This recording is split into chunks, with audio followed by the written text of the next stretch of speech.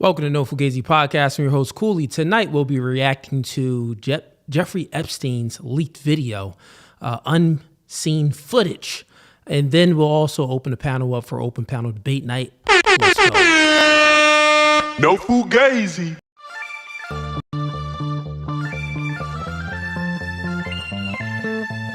And y'all see the suit too, man. Listen, new studio.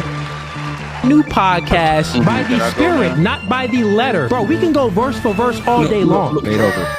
Doing new things. Men are okay with understanding the reality that we are in competition with one another. But you ladies think that you're special. You are in comfort. Men are men of their word. So here's my word. I'll fly you out here and we can do it in person. And after that, we could box. I'm about my business. So remember I said, when I ask you these questions, I will dismantle your entire argument. That's the end of the debate, my dog. I'm 39, but I don't look your typical 39. Belly. Yeah. You look 39. It's okay though. That man isn't intimidated by a woman like you. He's annoyed by a woman like you. Because a man doesn't want to date another man. He wants to date a woman.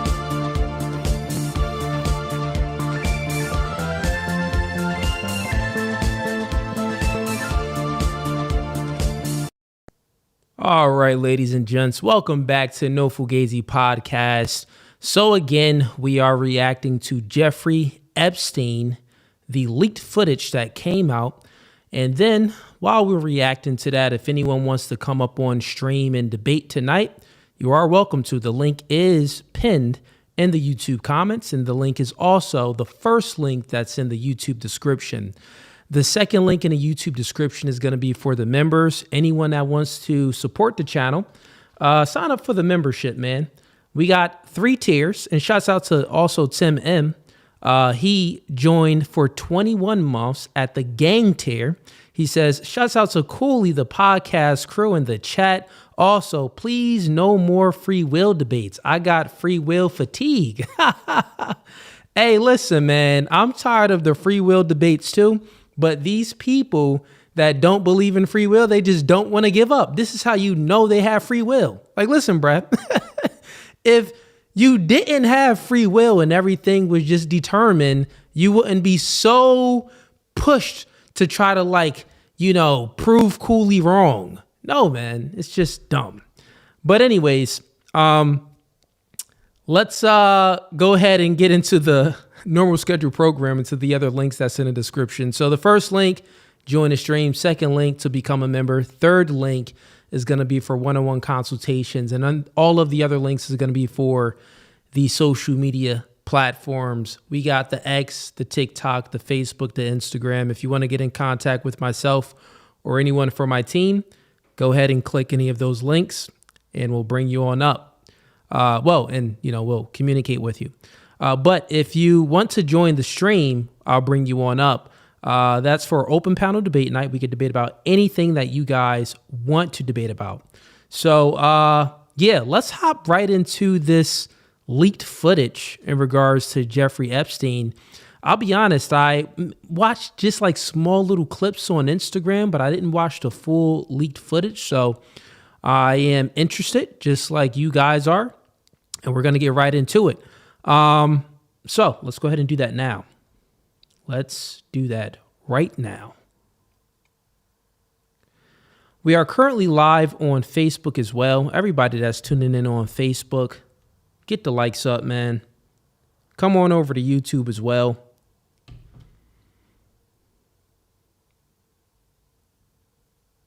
All right, let's see what we got here. Oh, Jeffrey Epstein. So I did a little bit due diligence with doing a little background on him. So for the newbies, I'm sure everyone knows that, oh, he's a pedophile and, you know, he had a sex ring on an island and all of this other stuff. But just a little bit of background on him himself and how he got started. So shows here that he was a college dropout. Then he started out as a math teacher. So he was a dork. Then he met Ace Greenberg, who was a CEO at Bear Stearns at a global investment bank. So if anyone doesn't know, who Epstein is, he is one of those guys. And then Ace Greenberg, he is also one of those guys. And then Ace Greenberg's partner, Jimmy Kane, is also one of those guys. And yeah, so he started off there. Those guys just randomly took him under his wing, right? Now, there's stories out there like Epstein was very charming, a great communicator. He was a people person. So, that can definitely help out when you're trying to, move up the ranks in business. I would say though that those people, they definitely stick together. Because I have a friend that's one of them, and he just randomly got a business and an investment from another with so much money and started up all of these other businesses. I was like, bro, you had nothing. Like, they just took you under. That's what they do. Like, if they find out that you share their blood, they'll take you under their wing. They'll invest in you and help you start up a business. It's, if you think about it, it's actually pretty dope how they help one another out. But that's another story. Let's hop right into this and see what this interview is about. A little bit, you got to repeat, in your answer, you got to repeat what my question was. Oh, a little bit. Okay. Santa Fe Institute.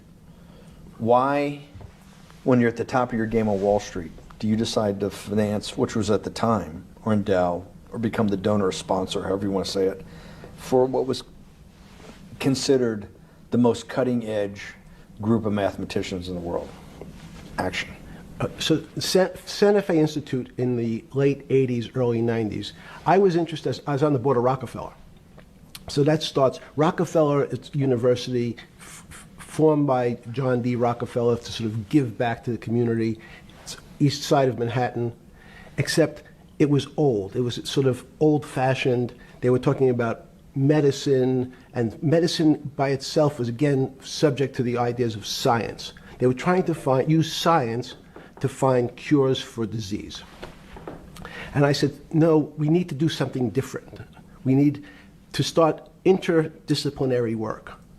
In most... How did a schmuck like you get on the board of Rockefeller? What year was that? I don't remember. Late, I think 89 and 91. So that's one of the most prestigious research places in the world, correct? Yes. Okay, how did a guy like you get on the board of a blue... Listen, he got on the board of Rockefeller because he is also part of the... That's how. But also, you can see that he's super smart. He's a nerd. This is like Revenge of the Nerds, right? Nerds get some power and they start, creating sex rings and doing all types of weird stuff. But, yeah. Blood, internationally known, hard research, Nobel Prize winners all over the place. How do they pick a guy like you, a trader from, or basically some guy from Bear Stearns?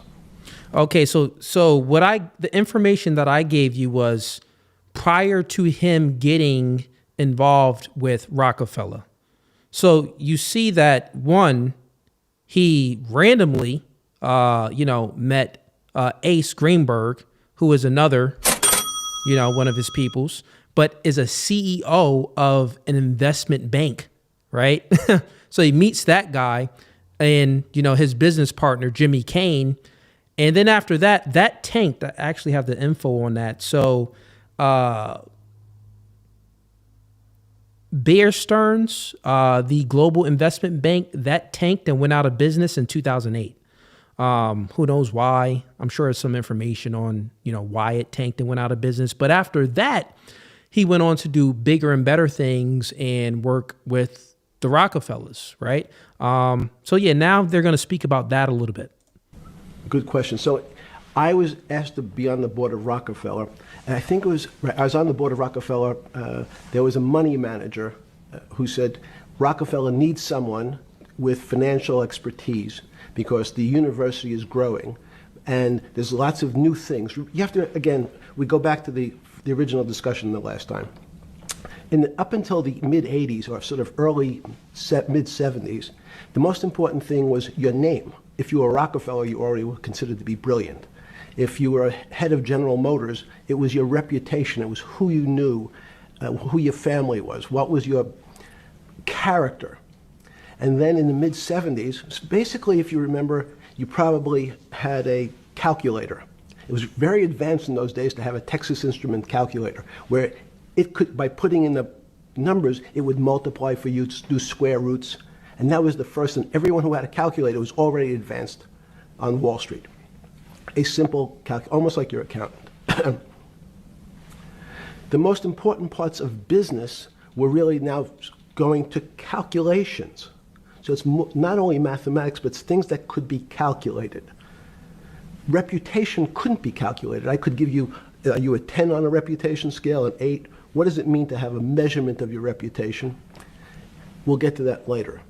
But places like Rockefeller needed someone to say, look, we're entering a different world where numbers and the numbers of companies, portfolio management was going to be balanced. It was going to be statistical. Jeffrey, could you come on the board? Potentially sit on the finance committee, Nancy Kissinger and a bunch of other people. And David Rockefeller and I got along very well. He was this unbelievable human being. Respectful to everyone. He introduced his driver as his colleague, not his driver. He would never say, this is my driver. He said, it's my colleague. And David started to explain to me world politics. So David would say, Jeffrey, money is going to be sort of the most important things. People don't understand money. You seem to have this knack for money. Yeah, you can tell that he's a mathematician because, he speaks in a very orderly way.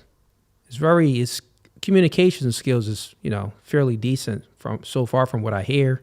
No ums, no it's very straightforward.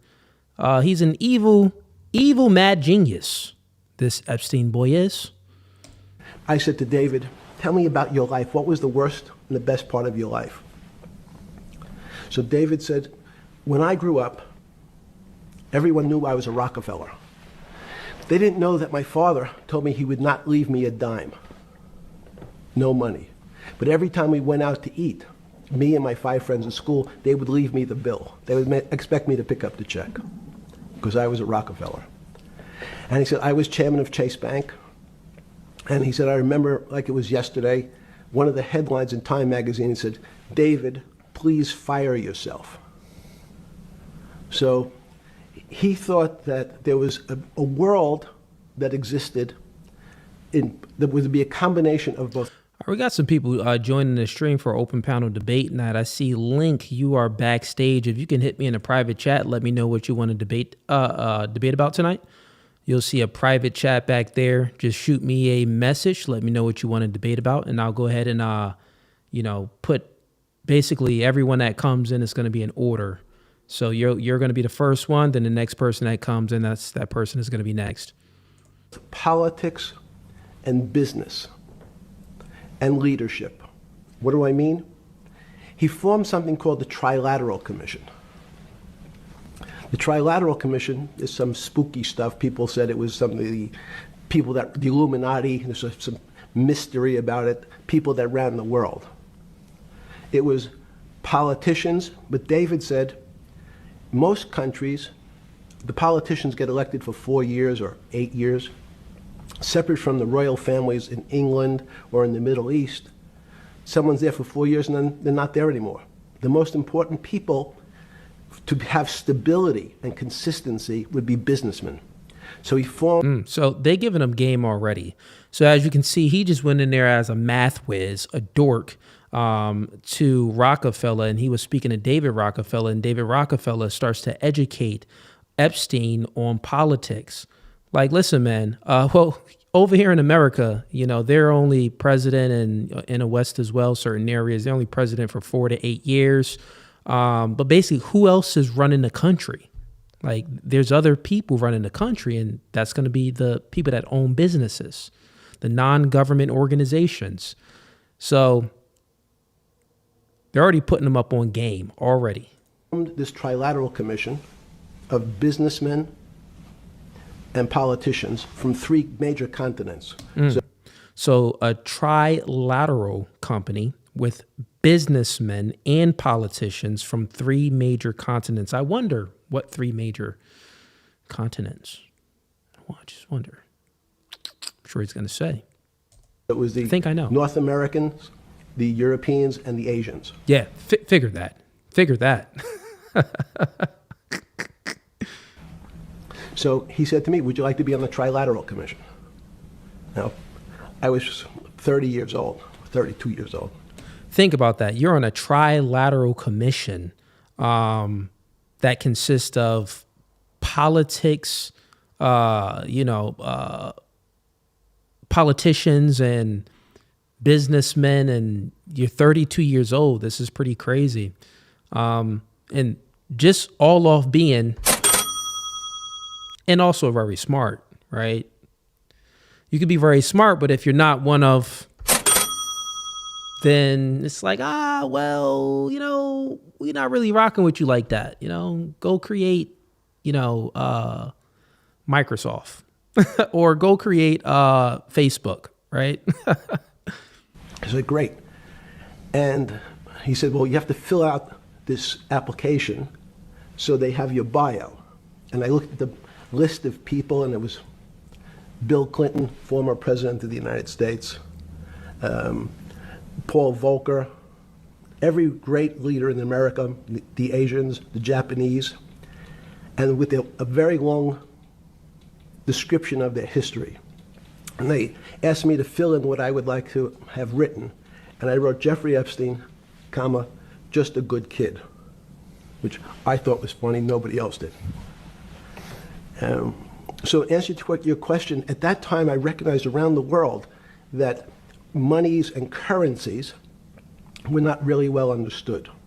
But again, it was only numbers. So numbers, and I'll get to the fact that it was bad thinking. Numbers are very good. Are most people that you meet, even on a Trilateral Commission, when you meet most people, do you find most leaders financially illiterate, economically illiterate? Most political leaders don't come out of a background of finance. Most political leaders come out of a background of being popular. So in some of the countries, in some of the African countries, for example, they might have been a military person. They were a general. In some of the African countries, they might have been a disc jockey. Or in our country, they would have been an actor. The knowledge of money they don't have expertise, they have no degrees in finance. They really, and this is one of the major problems, their expertise, if they have any financial knowledge, is of their own checking account or bank account and filling in their own taxes. So many world leaders who don't really have a financial underpinning make fundamental errors when it comes to money on a country or institutional level. Let me give you an example. If you, Mr. Bannon, if I said your assets increased last year, you'd say, that sounds pretty good.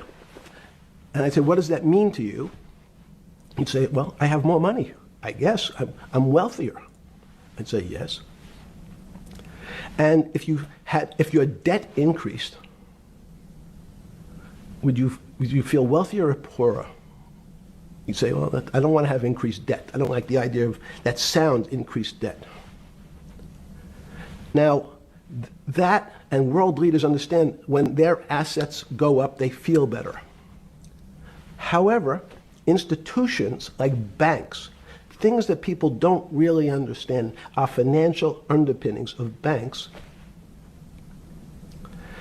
When I say your bank, Mr. Bannon, you have the Bannon Bank, you doubled your assets. Sounds good, but what does it really mean? It means people owe you more money. You don't have any more money. What? Yeah. A bank's assets are how much it is owed by other people. That's crazy. So if the bank goes from $2 billion of assets to $10 billion, it means people owe it an additional $8 billion, but their assets have gone up. So the terminology of assets and liabilities is different for banks. It's not natural. And what most people, and you ask questions about world leaders, there's many people, I think your old boss Mercer understood, there's a fundamental part of money which is called fractionalized banking. And fractionalized banking is something that finance people understand, and the people on the street, and when I say people on the street, that's where I was when I started on Wall Street, would find it impossible to believe. Impossible. Why? Bannon Bank, I give you $1. Just one C. Bro, homie didn't say a but, a stutter at all. You can tell that, you know, the communication skills is on top tier level. And you can tell the way his brain, his thinking ability is very linear. Super linear. It's in a straight line. It's not scattered. It's not tangential. Single dollar. In our system of banking, I would say, okay, Steve, I gave you $1. How much could you lend out to your friends? And your natural reaction would be probably something less than $1 because I want to keep something in my pocket. The way our system works is if you as a bank are holding my $1, you can lend out an additional $8 or $9. And it's good to analyze people like this. Even though he's evil and did very bad things, you can still, you know, point out good qualities in evil people. Like, oh, well, evil, they're very immoral and bad, but he's very good at this and skilled at that. And that's simply all I'm doing for any of the low IQ people in the chat, because that's what we do here. It's good to analyze, you know, people, and, you know, you can always pick up on game and improve on even the people that you don't want to become. No one wants to become H. Can I say his name? Well, you get what I'm saying. No one wants to become an Epstein. No one wants to become these, you know, evil people, but you can watch a video and analyze them and say, I see how they gain power. I see how they were able to maybe manipulate their way, you know, up the ranks and gain leverage in business. So, yeah, let's continue on. No, it's impossible. I only have $1, Jeffrey. We have something called fractionalized reserves, which is if you have 1, you can lend out 9. That's the way our system works. And so not only do world leaders not understand banking, but the man on the street, my father who worked in the park department, it would be beyond his imagination that people could lend out more money than they actually had in their pocket. Next question. But how did this, in understanding that, when you get on something like the Trilateral Commission, you're on the board at Rockefeller, which is the most advanced research. You get brought into the Trilateral, which is the elite of the elite. How, since you're only at that time 30-something years old. 8 years from teaching at Dalton, right? You're at Dalton. No, 10 years. 10 years teaching at Dalton. Yes. Walk us through. I mean, put us in the room. Walk me through exactly what it felt like. What it felt like being on the board at Rockefeller. We got these Nobel laureates, and you're sitting there making decisions, and you start to meet these people at Rockefeller. Now you start to meet these people at the Trilateral Commission. What did it feel like? It's a great question. So what did it feel That's like? what I'm in the business of asking. Yeah. What did it feel like meeting some of these people like Kissinger or Rockefeller? And those were two extraordinary people. But in general, I think the question, the people on Wall Street, I tell the story, the first day, one of the first days when I was in Wall Street, someone said to me, would you like to buy ATV? And I was looking in the brochure, and I couldn't figure out what stock had a symbol of ATV. And when I finally said, well, I can't find it. And they said, what's the matter with you? Do you want to buy ATV? Which is, he was selling hot televisions, stolen televisions from the floor of the American Stock Exchange, referred to in common parlance as the televisions fell off the truck. So I knew what that phrase meant from Coney Island. But what I found was most people, what be it in business, in normal life, or in the world leaders, don't really understand money. It is something they think about. They have a sense of what it is. They certainly want more of it. But they also make statements like, we want more money, but we don't want more debt, which just shows a misunderstanding of what money at its core really is. So most people don't, they want to make it, they want to save it, but to understand it intimately is not a normal characteristic. At the first trilateral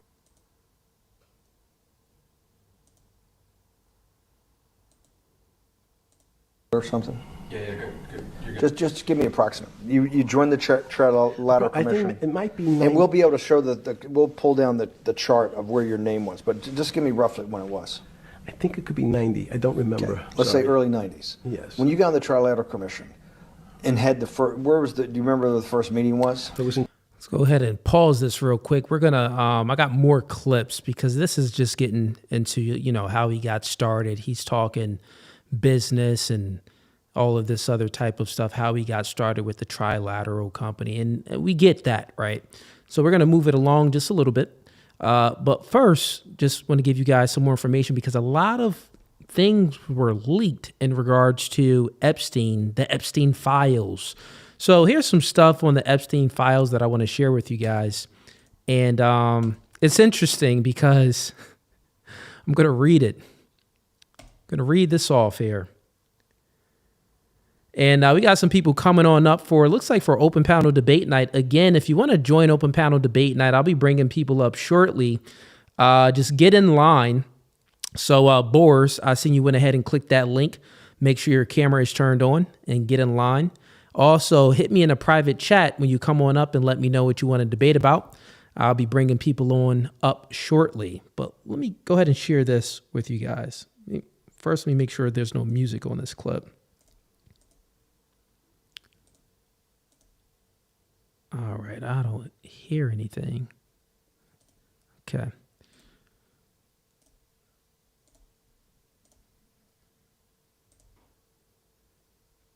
All right. So it says Epstein discussed pushing transgenderism on minors with American biologists. So this is what came out in the Epstein files. And, let's look into this a little bit. So it reads... So it says that this was shown here, and I was looking at a few of these Epstein files, and looks like this one is from Robert Trivers to Jeffrey Epstein. So this is an email that's going to him, but it states here, it is very simple. I will compare male to female with female to male with greater molecular control. Over development, we are increasingly capable of producing novel phenotypes. Yep, that's what it says. Novel phenotypes, more feminine men by blocking testosterone receptors or castration, and at the same time increasing estrogen production. The one blocks male features, the second encourages female features. Yeah, so they're really speaking about this stuff. More masculine women, heavy testosterone dosage, increasingly external effects, heavily bearded men. So I guess they want to go ahead and, make these women, dose them up with some testosterone, make them grow a beard. And when was this sent? This was back in 2018. Looks like this email was sent pushing the transgenderism movement. And if you guys see, I'm not sure if you guys are scrolling on TikTok or Instagram, you'll see some of those pages of the woman that transitioned into a man and she has a full beard. It looked crazy, man. It looked crazy. I would say the women that transition to males, they look more like a man than the males that transition to women.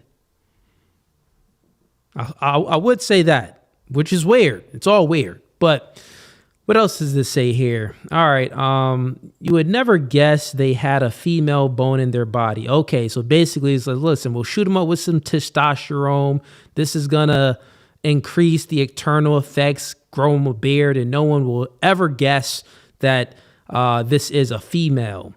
So as it states here, more stuff, he was heavily involved in the transgenderism movement. But you can also see that, he was playing both sides of the political field with the right and also with the left. He did a lot of that. And, one can only wonder, like, well, that's what the Trilateral Company was all about. It was all about mass manipulation, getting the left to fight against the right and, just to fight amongst one another, creating all of this propaganda, creating an inversion, trying to turn men into women and women into men, starting a gender war, a political war. So he was at the helms of a lot of the crazy things that we're dealing with now in this world. Let me stop sharing that. And let's continue on with this. Now, we got Boers backstage. I'm not sure what he wants to debate about, but let's see. Welcome to No Fugazee Podcast. What are you here to debate about? No, I was just going to continue off of what you were reading with the Epstein files. I just wanted to kind of just... Okay, man. You're just calling in just to call in. If, once again, people can only come up if they want to debate. So it's reactions and it's debate night. I'm not sure if people are new here, but if you are new, this is how I do it.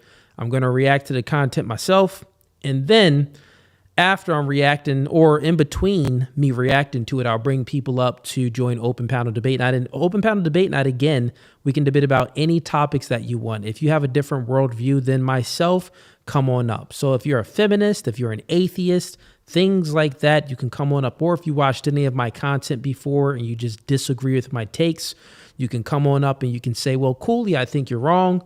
You'll go ahead and give me your argument on why you think I'm wrong, and then we'll debate it out. So that's how debate night goes for any of the new people that's up here. All right, let's continue on with reacting to Epstein.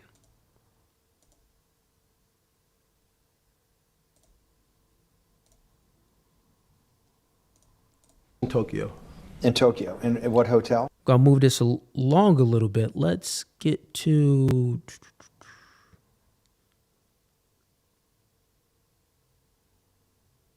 Let's get to right here where it says the mess you made.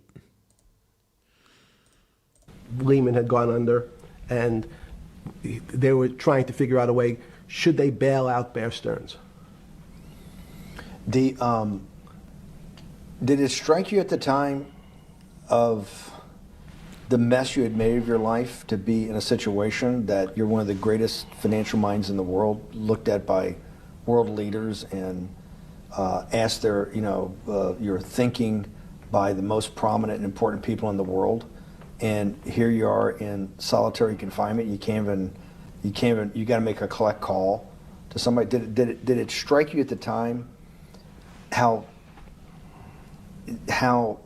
all the threads of your life had come together and put you in a position, or you had put yourself in that position? No.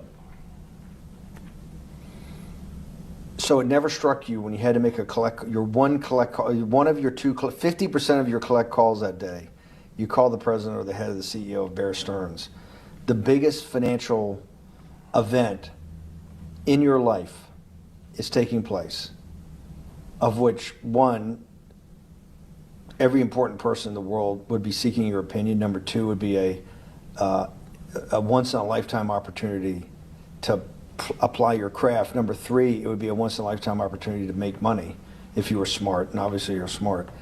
You're telling me here, truthfully, that it never hit you at all of how you had ended up in a place where you had to make a collect phone call from a jail cell that was 6x9 with a steel bed and your food being passed in through a slot.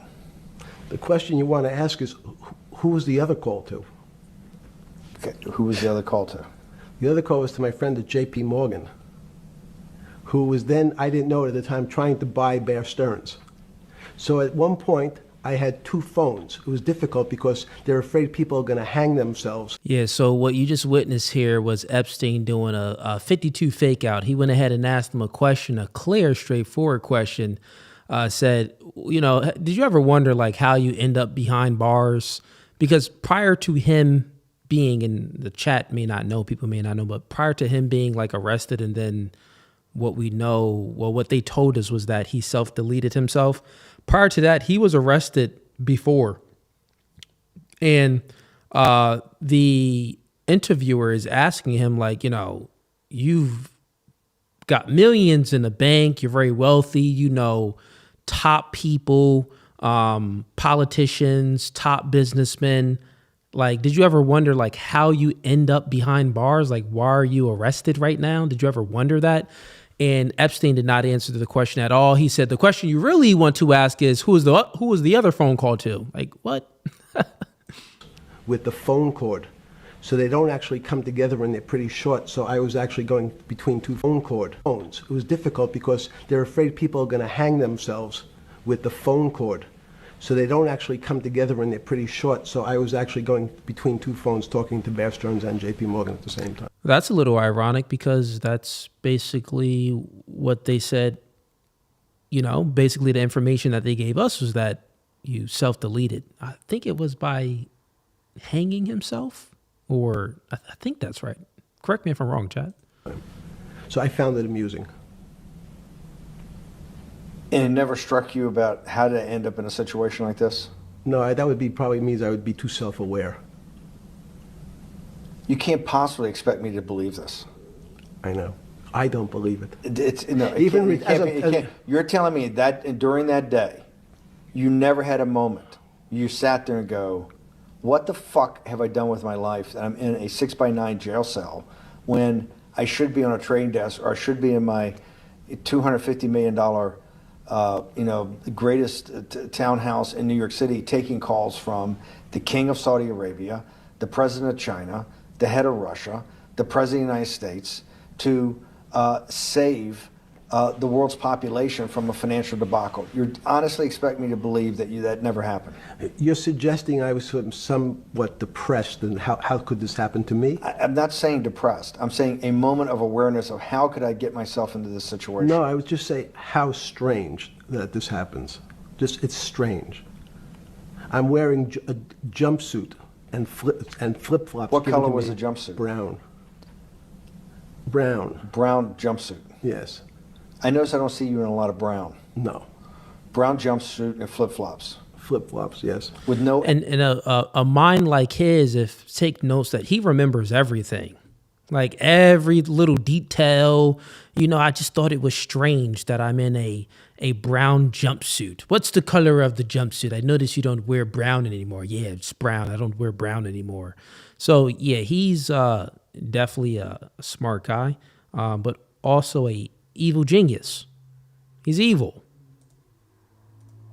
Access to books, no access to newspapers, no access to anything. You had lived on information. Except my Almond Joy bars. I had extra Almond Joy bars. Did you eat Almond Joy bars and things like that because you're afraid of what the cooks did to your food? Yes. Is that because of that you were in for the crimes that you were in for? No, it was just in fact I was. Is it because you're wealthy? Yes. How did you know that? Well, people would constantly come if I was passing by or have to go for my medical. People would either ask to borrow money or make some other types of comments about.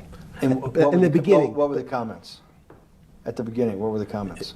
It serves you fucking rich guys right that you're here next to me. There was nothing about your crimes. No. So all this rumor you hear all the time about people in prison that commit the type of crimes you commit, you're saying in your personal thing is not true. No. It was all because you were rich. Yes. And it was all because they wanted to borrow money. Or get advice. Yes. Where they get advice to go long. Yes. You're telling me is this time to buy? You're telling me in solitary confinement they're interested in going long. Yeah. They want to know what does that say about human nature? Well, what I think the people find, one of the reasons they wanted to keep me in solitary confinement was they're afraid that everybody would want to know which stocks to buy. But what happened was, after this crisis, now it's on the front page. Hey, listen, man.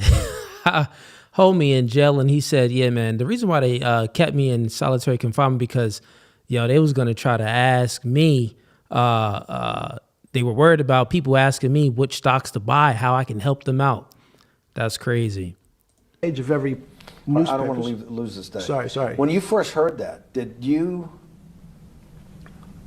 So I guess the people in jail didn't know why he was in jail? Because usually, I had a few friends and family members and stuff that went to prison, and people find out very fast why you're in there. So that's interesting. Was it Bear Stearns had been kicked into bankruptcy, 6 months before? No, this is the same time. This is part of the same deal. I thought, no. Bear Stearns, they just said, they saved Bear Stearns and didn't save Lehman Brothers. That's right. it. 6 months before they had bailed out Bear Stearns. But Bear Stearns was still a zombie. A shell of its former self. A former self. But they had, quote unquote, saved him. Why did they make the decision in your mind? Why did Hank Paulson and Bernanke, what's this concept of moral hazard?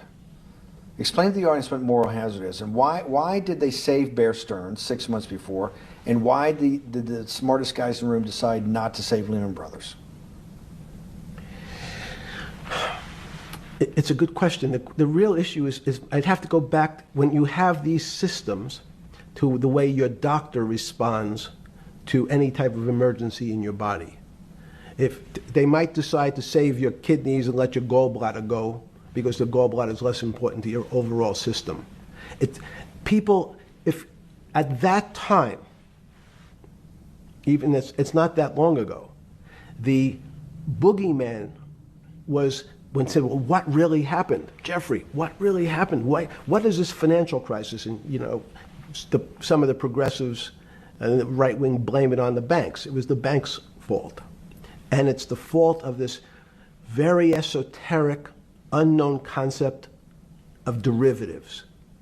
It was really the derivatives that caused this financial crisis because the derivatives got somehow out of control and in the Mickey Mouse. And that was the way you started your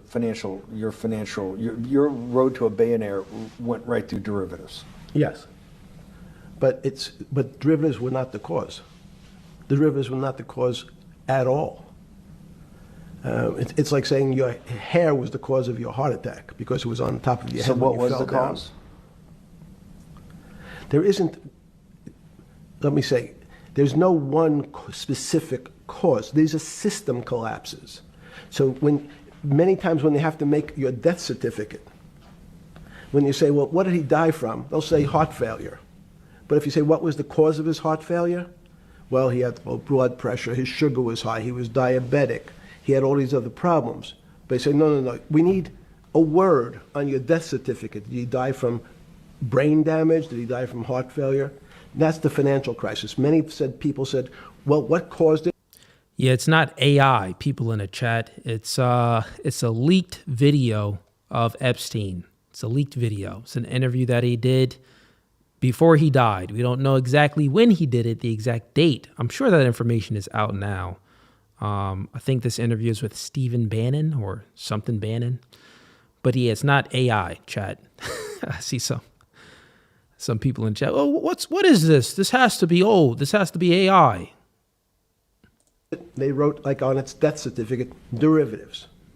But derivatives are not a fundamental cause of anything. Was it Sunday or Monday? I take it was Monday morning when you made your two collect calls and you're talking to Bear Stearns on one hand and Morgan Stanley on the other. JP Morgan. All right, so now they're speaking about, his little situation in prison. Let's see if we can move on to something a little bit more interesting.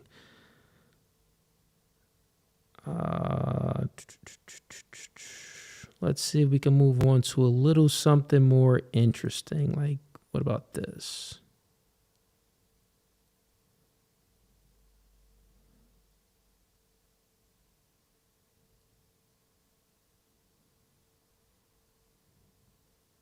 Yeah, let's try this area. Judgment, and you needed a lot of luck, just like in the dead patient. You need to, hopefully you put that blood in and it's not too late.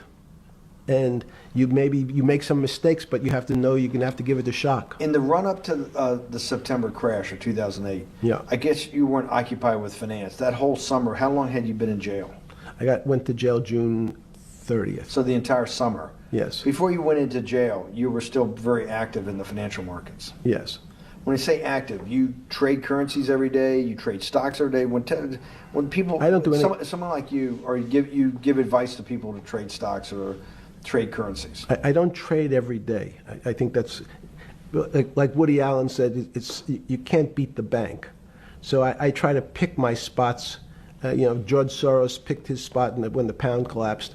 This would have been a great money-making opportunity that passed me by when I was in jail, but that's not how I think. In the run-up to that, in the spring of 2008, that's when Bear Stearns got in problems, I think, in the spring of 2008, and they decided to bail it out. Did the Bear Stearns guys talk to you for advice at that time in the big crisis in Bear Stearns? No, but see, again, unbeknownst to most people, and it's easy to blame people for the financial crisis, like you'd blame someone for giving your father the drink before he had his heart attack.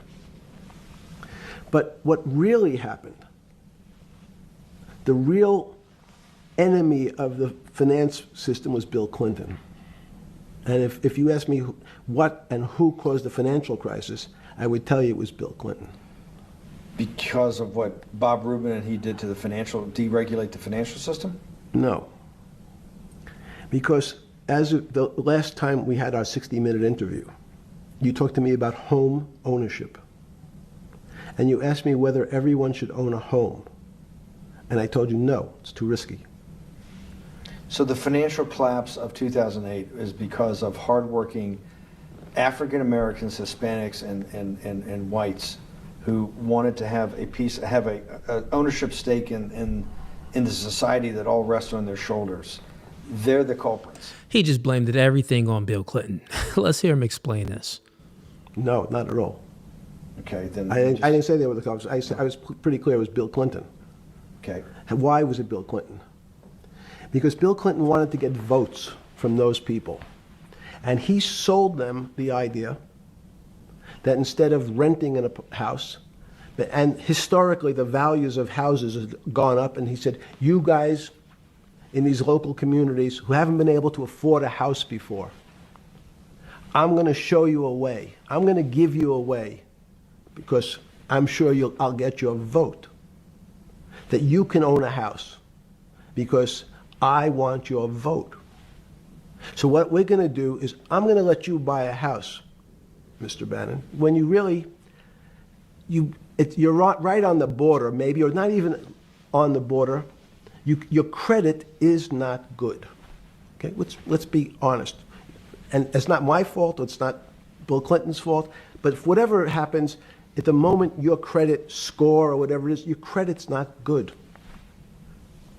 Now, normally, you come to me and want to borrow money, I'm a bank, and I say, I'm sorry, Mr. Bannon, I can't lend you money because your credit score is not up to where it needs to be. You get it, bad credit, all right. Hopefully, if you work harder and clean up some of your problems, it will be. But no, what I say to you is, I'm going to figure out a way to lend you, not give you. I'm going to lend you money anyway, though you don't have a good credit score. And don't worry, I'm going to get rid of the term that you don't have bad credit. Bad credit sounds pejorative. You don't want to be a person. Sounds judgmental. Yes, sounds judgmental. So what we're going to do is we're going to call your credit situation subprime. Oh, nobody knows what that means. Subprime. That means prime is good credit. Sub is under. Sub is Subprime not good credit. is not good credit, less than good credit. So we'll call it something that people really won't follow. And we'll tell you what, we're going to have people lend you money, though you are a subprime borrower, and I we'll figure out some government agencies to guarantee your loan. No, I don't think you're a good risk. So the banks say, no, no, no. We don't want, initially, the banks said, sorry, this is too risky, Mr. President, for us. We're in the business of managing risk. It's not our money. It's the hard-working people's money sitting in our bank. We can't lend to people whose credit is not prime. You're asking us to lend to people who are subprime. And he says, here's the key, if you don't, Mr. Bannon, I'm going to make sure the Justice Department charges you with discriminatory lending because you refuse to lend to my subprimers. In business terms, you should never lend to. But yeah, this is why he hates Bill Clinton. It makes sense though. Basically, he's saying that Bill Clinton ideas is he's incompetent. He's doing things that's bad for business. He's doing things that's it could seem good short term to basically have the banks lend people money that have bad credit and, lend it to the subprimers. And if you don't lend it to the subprimers, then it's going to be some consequences because, I'm the president right now. So what you're seeing here is, Epstein, he's coming from just a business mindset. And once again, he was part of the board or the commission of the Trilateral Company where, they are in business with the politicians and with the top business people in the world, right? So he understands this. And, his grievances with Bill Clinton, and it's kind of funny, though, because wasn't him and Bill best buddies and, flying to that island, doing weird things? So maybe you could also look at it like, man, this probably happened after all of that. So, now he's just mad at Bill. You know what I'm saying? Something happened on that island and now he's just mad at Bill just because, but not really, because this actually does make a lot of sense. Like, banks are in the business of risk mitigation, just like insurance companies. Insurance companies is if in case something happens. So they don't want to life insurance, car insurance, all of those type of insurance. If you get life insurance, it's like, oh, well, they're not going to insure you if you 85 years old and you got cancer. They're going to be like, yeah, nah, we good. We ain't finna take that risk. If car insurance, if you've been in multiple accidents, it's like, man, your rate finna be super sky high, right? With the banks, it's like, well, you got bad credit?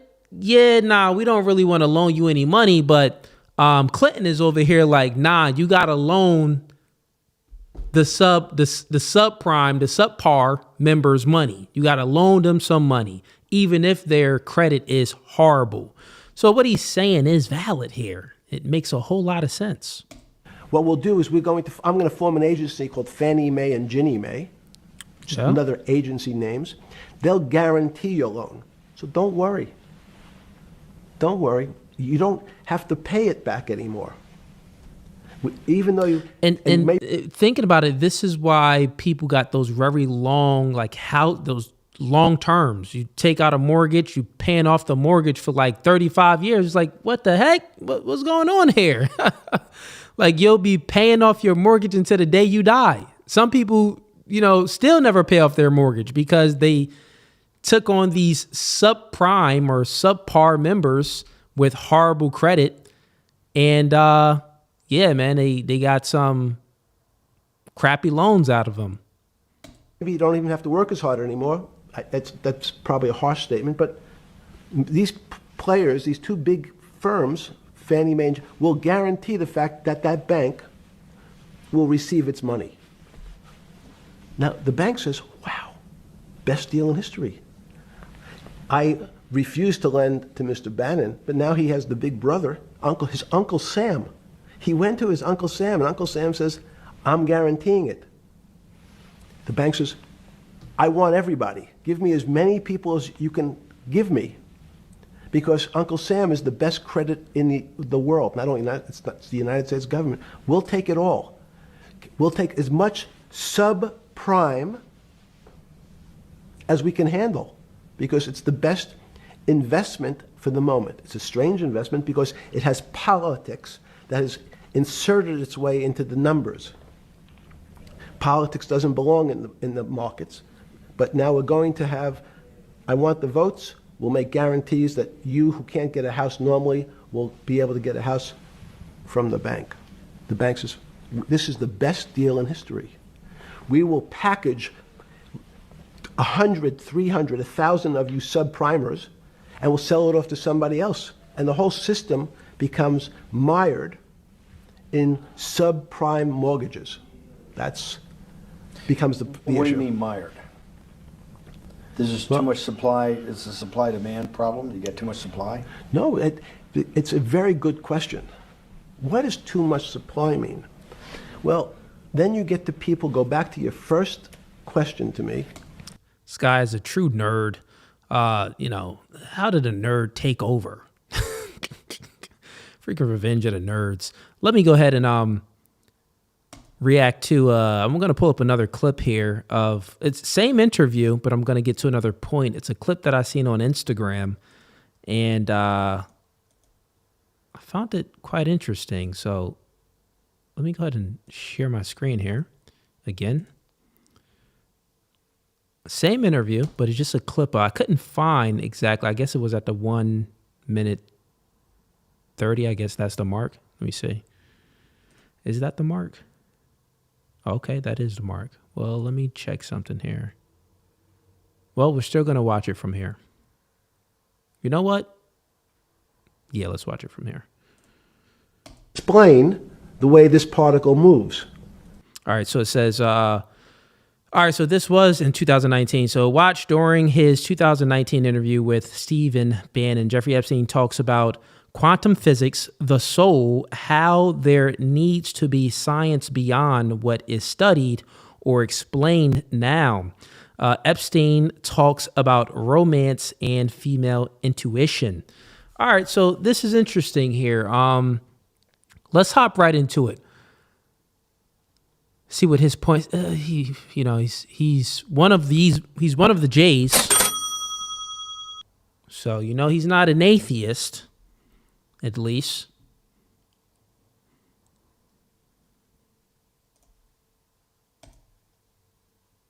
Explain the way this particle moves, but I can't see anything here, so I'll just call it dark matter. And I'll say, I don't know what it is, but it behaves as if there was something there.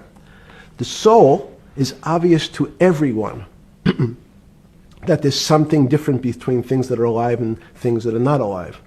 But we have no idea what it is. It's currently unexplainable. I believe we need an entirely different system of analysis to try to figure out.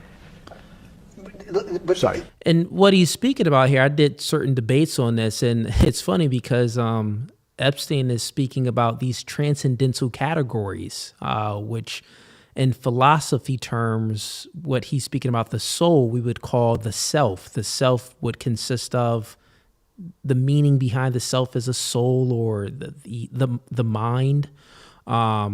So with that being said, I see where he's going. It's like, well, science cannot measure, or, they have no evidence for demonstrating how we have a soul, how we have how we are who we are, and all of these other things.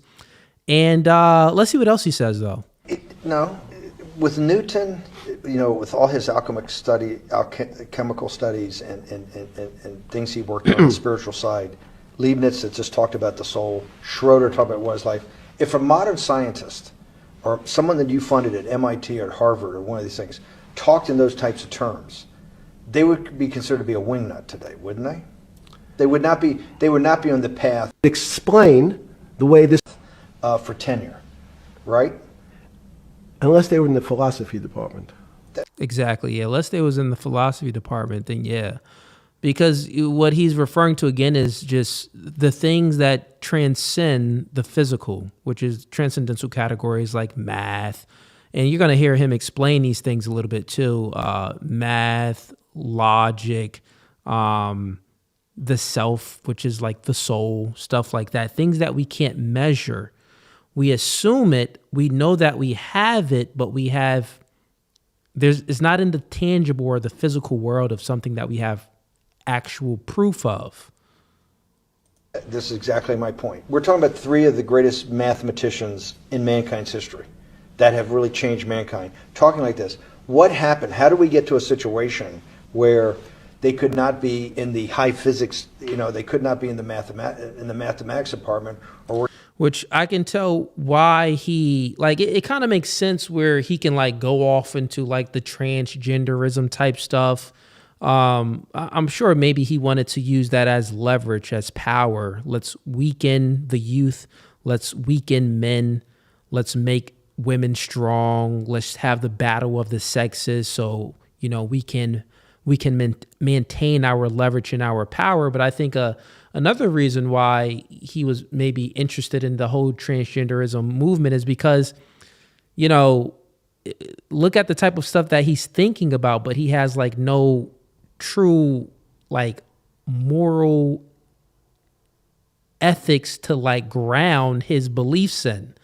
Like, yeah, I know he's part of like the J community, but I mean, I don't really understand. Their religion is like, it's after the Torah, it's like, all right, you got the Talmud, and then it's like, that's it, right?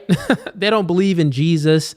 They don't really believe in a lot of things that the Christians believe in at all after the Old Testament, the Old Testament. But it makes sense where if he does believe in the soul and these metaphysical categories that scientists cannot prove, like logic and reason and mathematics. Now, people are thinking in the chat like, well, no, Cooley, we can measure mathematics. 1 + 1 = 2. No, yeah, we get that. I know math as far as we can use it, but the theory of math in itself, like 1 + 1 always = 2. Like these universal categories, these transcend the physical, because if we wasn't here, it would still be, the world was, created in a mathematical way. How was it created in this way? We just use math as a tool, right? But where did math itself come from? So I can see where he can go down a rabbit hole and think, well, if the soul is just a shell, and he can probably think like, well, souls, consciousness, but maybe someone could be born in the wrong shell. Like maybe this, man is actually a woman, be just born in the wrong shell. So I'm just trying to make sense of why he would be even pushing the transgenderism movement, but it makes sense because the things that he does believe in, he's evil, one, and then also he has nothing, no epistemic grounding for any of it. Because when you believe in a triune God, Jesus Christ is God, you can ground these transcendental and metaphysical categories within that specific type of God. He doesn't believe in that type of God. So, yeah, let's continue on. High energy physics. Good, it's an easy answer. Newton was a combination of mathematician, or geometer then, and philosopher. And as time went on, those disciplines seemed to move apart. We had philosophy. Some of the philosophers can't do math, and some of the mathematicians. And again, mathematicians often break into two categories. People that solve problems. Those are more like geometers in the old days, just problem solvers. And then there's thinkers, theoreticians. They're more like the old movement towards philosophy. But neither one of those two groups have been able to figure out why something is alive as opposed to something that's not alive. No one's been able to describe what the soul is, but we all know it exists. And I think What we need is science is a bad word. I think science only describes the things we. He's very intelligent because he's thinking. You can tell he's a deep thinker. He's thinking like, listen, like science is great. Like I'm a math head, and I've figured out a lot of things with science, but there's things that science hasn't figured out. And one can only tell, like, why is he leaning towards this type of ideology and this type of thinking? And if we, just correlate him pushing the transgenderism movement, he probably, thinks some weird things. Like he probably weird himself. Like, oh, well, maybe I was a woman in another life, or maybe I'm a woman now in this body, and my soul is in the wrong body. Who knows, man? But he is smart. He's right on a lot of the things that he's talking about right now, which is crazy. Already know about the physical world. In fact, there's an argument that the physical world that we see has been created out of our systems of mathematics. Mathematics, everyone knows mathematics describes the physical world much greater than it should, unless my view, the physical world really comes out of conscious beings that have mathematics. So they create it. This table appears to you and I to be solid.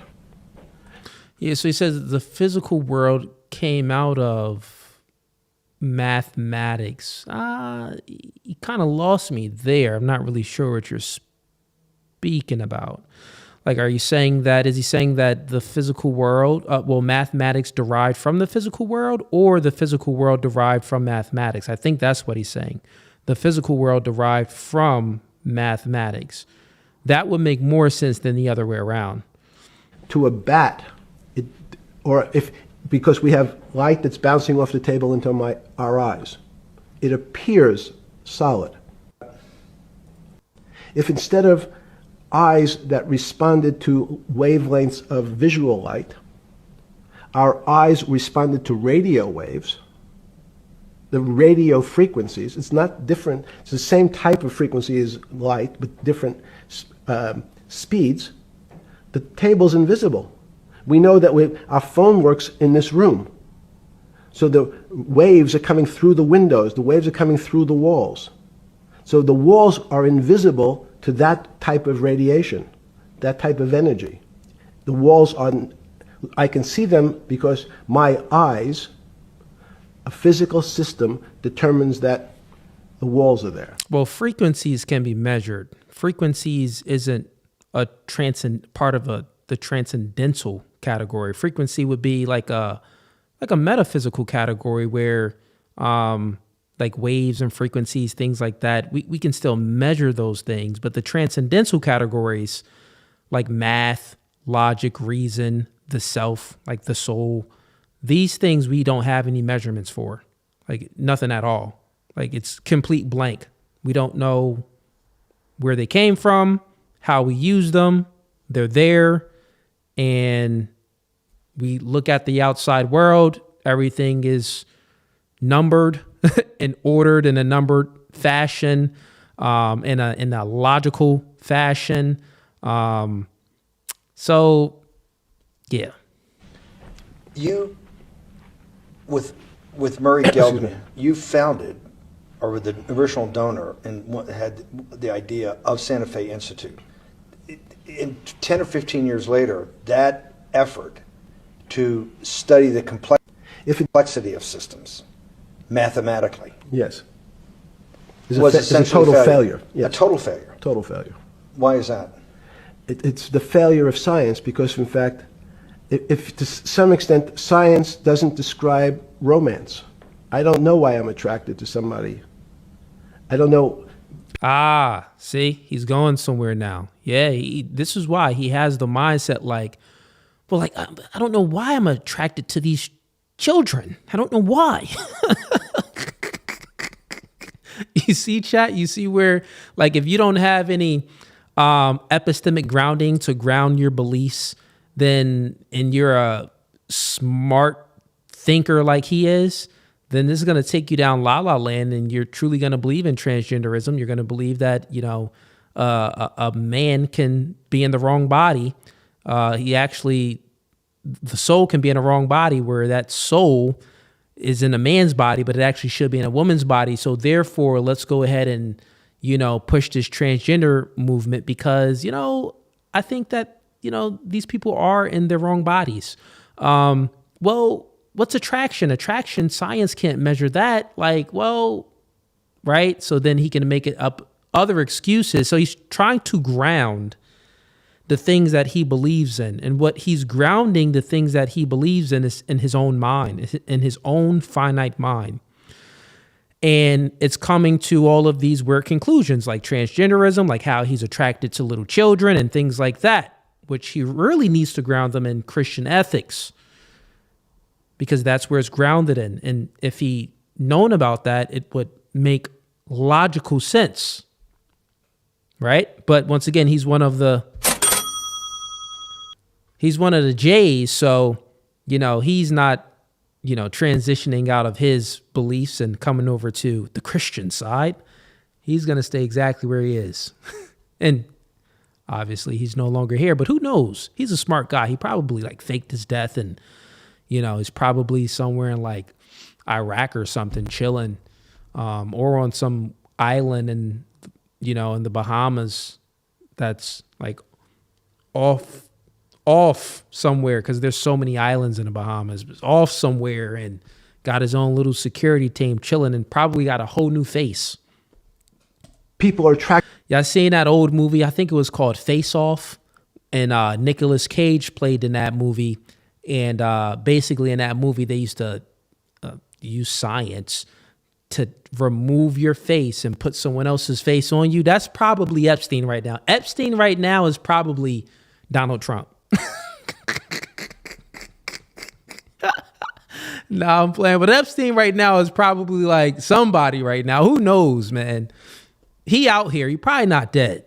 Attracted to each other, and everyone has the same feeling. They've seen someone walk in the room and they say, "Oh, that person gives me a creepy feeling." Science has tried to describe. Science doesn't describe what creepy feelings means. They just know it's a creepy feeling. I think women, as I said the last time, have an intuitive sense. What is intuitive? They have intuition, they have feelings. And he beta. Homie beta. I think women have intuition and feelings. Now, all human beings do. They're able have the ability to be intuitive. Deal in the realm of things that men, especially men like myself, find unexplainable.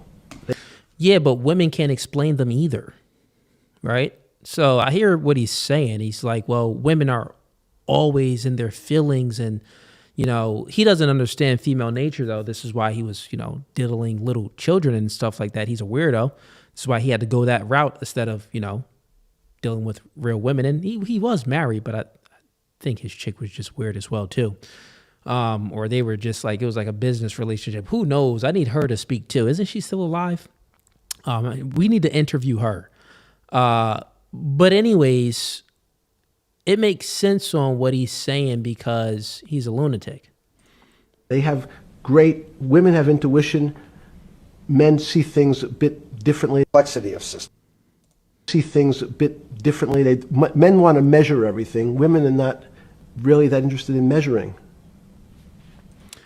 Yeah, I see what you're saying, Epstein. But when we're speaking about women, if they were so intuitive, then they would know what men to date that would lead to a long-term relationship. Instead of dating a man, he smashes, oh, he just left me. Dating a man, he smashes, oh, I don't know what. It's just a man dating another man. They can never take accountability at all, Epstein. So women aren't as intuitive as you think. Now, they're emotional, but intuitive, it takes that side mixed with reason and logic as well to truly, be intuitive. And women lack the reason and logic. They lack in that department.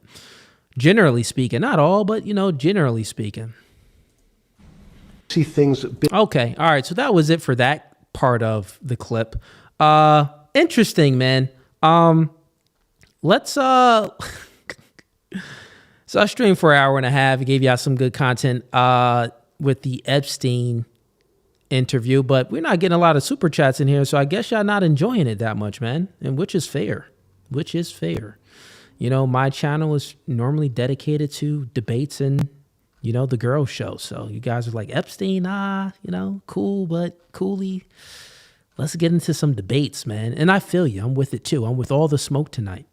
So if anyone wants to join the stream, click the first link in the YouTube description or click the link that's pinned in the YouTube comments. If you're currently tuning in on Facebook right now, come on over to YouTube. That's No Fugazee Podcast on YouTube, and you can join for open panel debate night. If anyone wants to debate, my worldview is very simple. I believe in I follow Christian ethics. So I'm not an atheist. If you are an atheist, that would make for a great debate. If you are a feminist, I believe in the patriarchy. I believe that feminism is a lie. I believe in gender roles. I believe that men lead, women follow. And a lot of people see my clips and stuff that went viral on all platforms. So if you ever watched any of my clips and you have any points of contention with any of the things that I said, come on up, join the stream, and we can engage in a spirited debate. But before we do so, let's go ahead and get the likes up, everybody. Like the video now.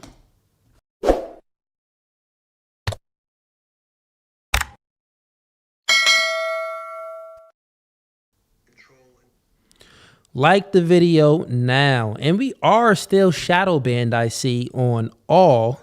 well, on YouTube, 100%.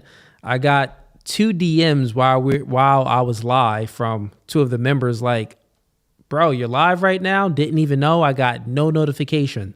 So looks like YouTube has me shadow banned right now. And it is what it is. This kind of happens every year. The beginning of each year, I'm shadow banned for, I don't know how long, but it's normally for a while. So my numbers go down on my live stream viewers. My numbers go down on the videos that I post, on everything, because I'll be fully shadow banned. So who knows how long this one will last, but we're going to weather the storm, push through, and keep on pushing out tons of more content, right? With that being said, if anyone wants to join the stream, I had 2 people back here, but their cameras wasn't on. So if you guys want to come back up and join open panel debate night, just make sure your camera is on and I'll bring you on up. Make sure your camera is on. While we're waiting for people to join, I do have, it's going to be not an Epstein reaction, but it's going to be solely open panel debate night. That's going to be this Thursday, full open panel debate night. And then I have a full panel dating and relationship show this Saturday. We're going to be doing something a little bit different this Saturday for the dating show. Got about 6 to 8 girls lined up that's going to be coming. And we're going to allow men to call in, and the women are going to rate themselves. So just like how I do on my debate night where I bring people up virtually, I'm going to go ahead and post the link to join the stream virtually. And each guy that comes up is going to be rated by the women. And now you're going to introduce yourself, tell the women what you do for a living and stuff like that. Give them your age, your background, stuff like that for this dating show. So it's going to be we're going to only spend about 3 minutes for each individual that comes up that is going to be rated. And everybody that wants to come up, the guys, $50 to come on up, and I'll send you the link. So not anyone just can't come up, right? You actually have to support the channel, send the $50. Once we get that, then we'll send you the link, and then you can come on up and you can be rated by the girls. After the women rate y'all for Saturday's show, we're going to allow the men to rate the women. So it's going to be interesting. Now for that segment of the podcast, that's probably going to go on for maybe about a half an hour long, right? And then after that, we're going to be getting into the normal dating and relationship type conversations that we normally do for our panel with the women. But yeah, that's going to be exciting. I've never done it before, and I just came up with that idea on last Saturday's show while we were live with some women on a dating show. I'm like, you know what? I'm doing debate nights all the time, and guys are coming up and debating me, but I could actually just, have guys come up and, have them rate themselves. And actually, the person that gave me the idea was, what was the guy's name? He sent in a super chat. Gavin, Marvin, one of y'all. Y'all know who y'all are, right? I think y'all remember. But he went ahead and sent me a picture, and the girls rated his picture. I'm like, you know what? Instead of rating his picture, men can actually join the stream, and we can have the ladies rate the men, and then we'll have the men rate the women at the end. But all right, let's see what we got here. You know what? Let's go ahead and react to some more stuff then, since we got people in here. What do y'all want, chat? Y'all want to continue to react to the Epstein stuff? Or you want me to react to other content, which I got so much content that the members sent me. So we can continue to react to Epstein, or we can just react to some other content, which then will definitely entice people to come on up and join open panel debate night.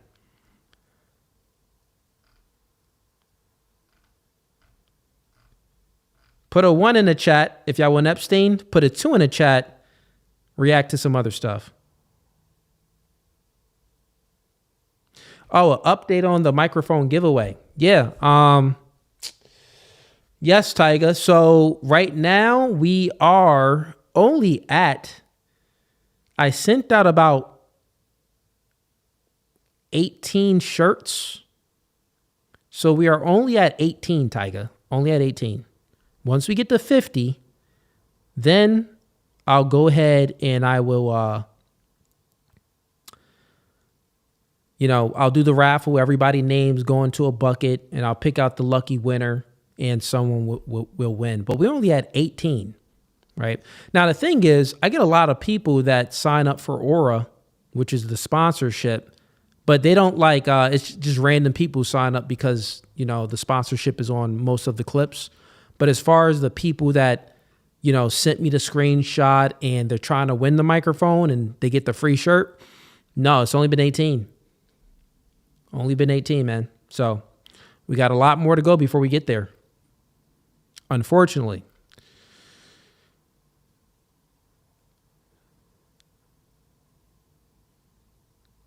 Okay. Okay, looks like I want other clips. Let's go ahead and get to it, man. Let's react to some other clips. I got y'all, man. And actually what I'm going to do here is let me go ahead and update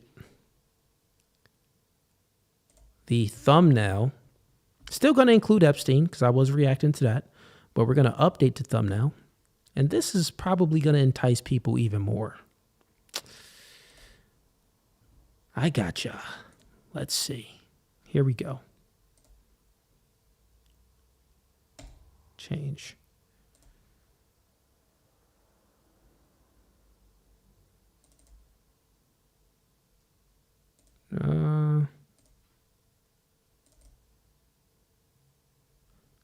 Okay, 1 second. Let me...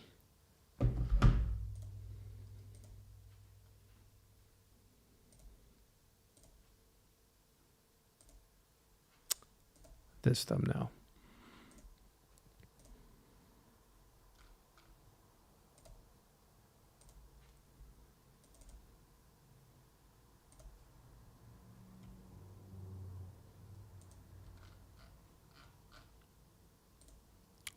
All right, we went ahead and updated the thumbnail. That's going to be a little bit more enticing so people can come up and join open panel debate night.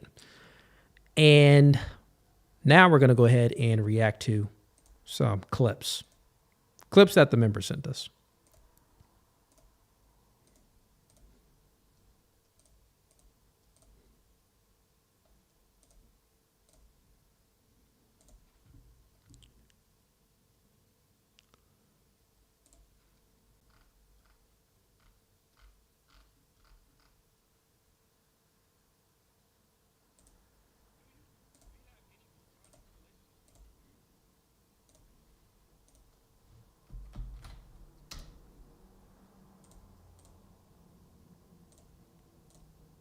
All right, let's get to the first clip. This is a clip that one of the members sent me. Let's go ahead and get a reaction to it.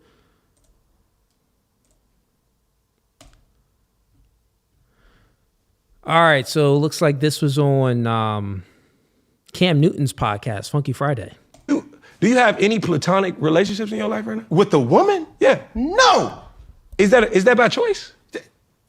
I'm not about to be around no woman platonically. Listen. We gotta unpack this, Cam. Why? Because I'm not about to play them type of games. Is it self-control? Call it what you want. I'm asking. Call it, it may be self-control. I'm asking. If she fine, I'm not about to have her around playing like I don't think that she's attractive. Is it possible to think someone's attractive and still behave yourself? Yes. Do you have control of them thoughts? Yes.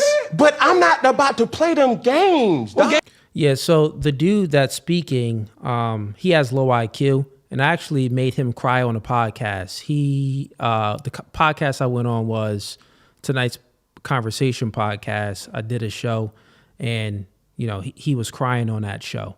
He's a weirdo, and what he's doing is virtue signaling. Basically, well, Cam, you never had a woman as a friend. Why not? You can't control your thoughts. Like, are you gay or something? No, Cam is saying that, it's not about controlling any thoughts. If you're a man, listen, you're going to be attracted to a woman that's beautiful. So if you're a man and you don't want to step out your relationship or anything, well, like you don't want to, have any of those temptations around you, then you won't have any woman friends, right? But the dude can't understand that because he's effeminate. He's an effeminate male.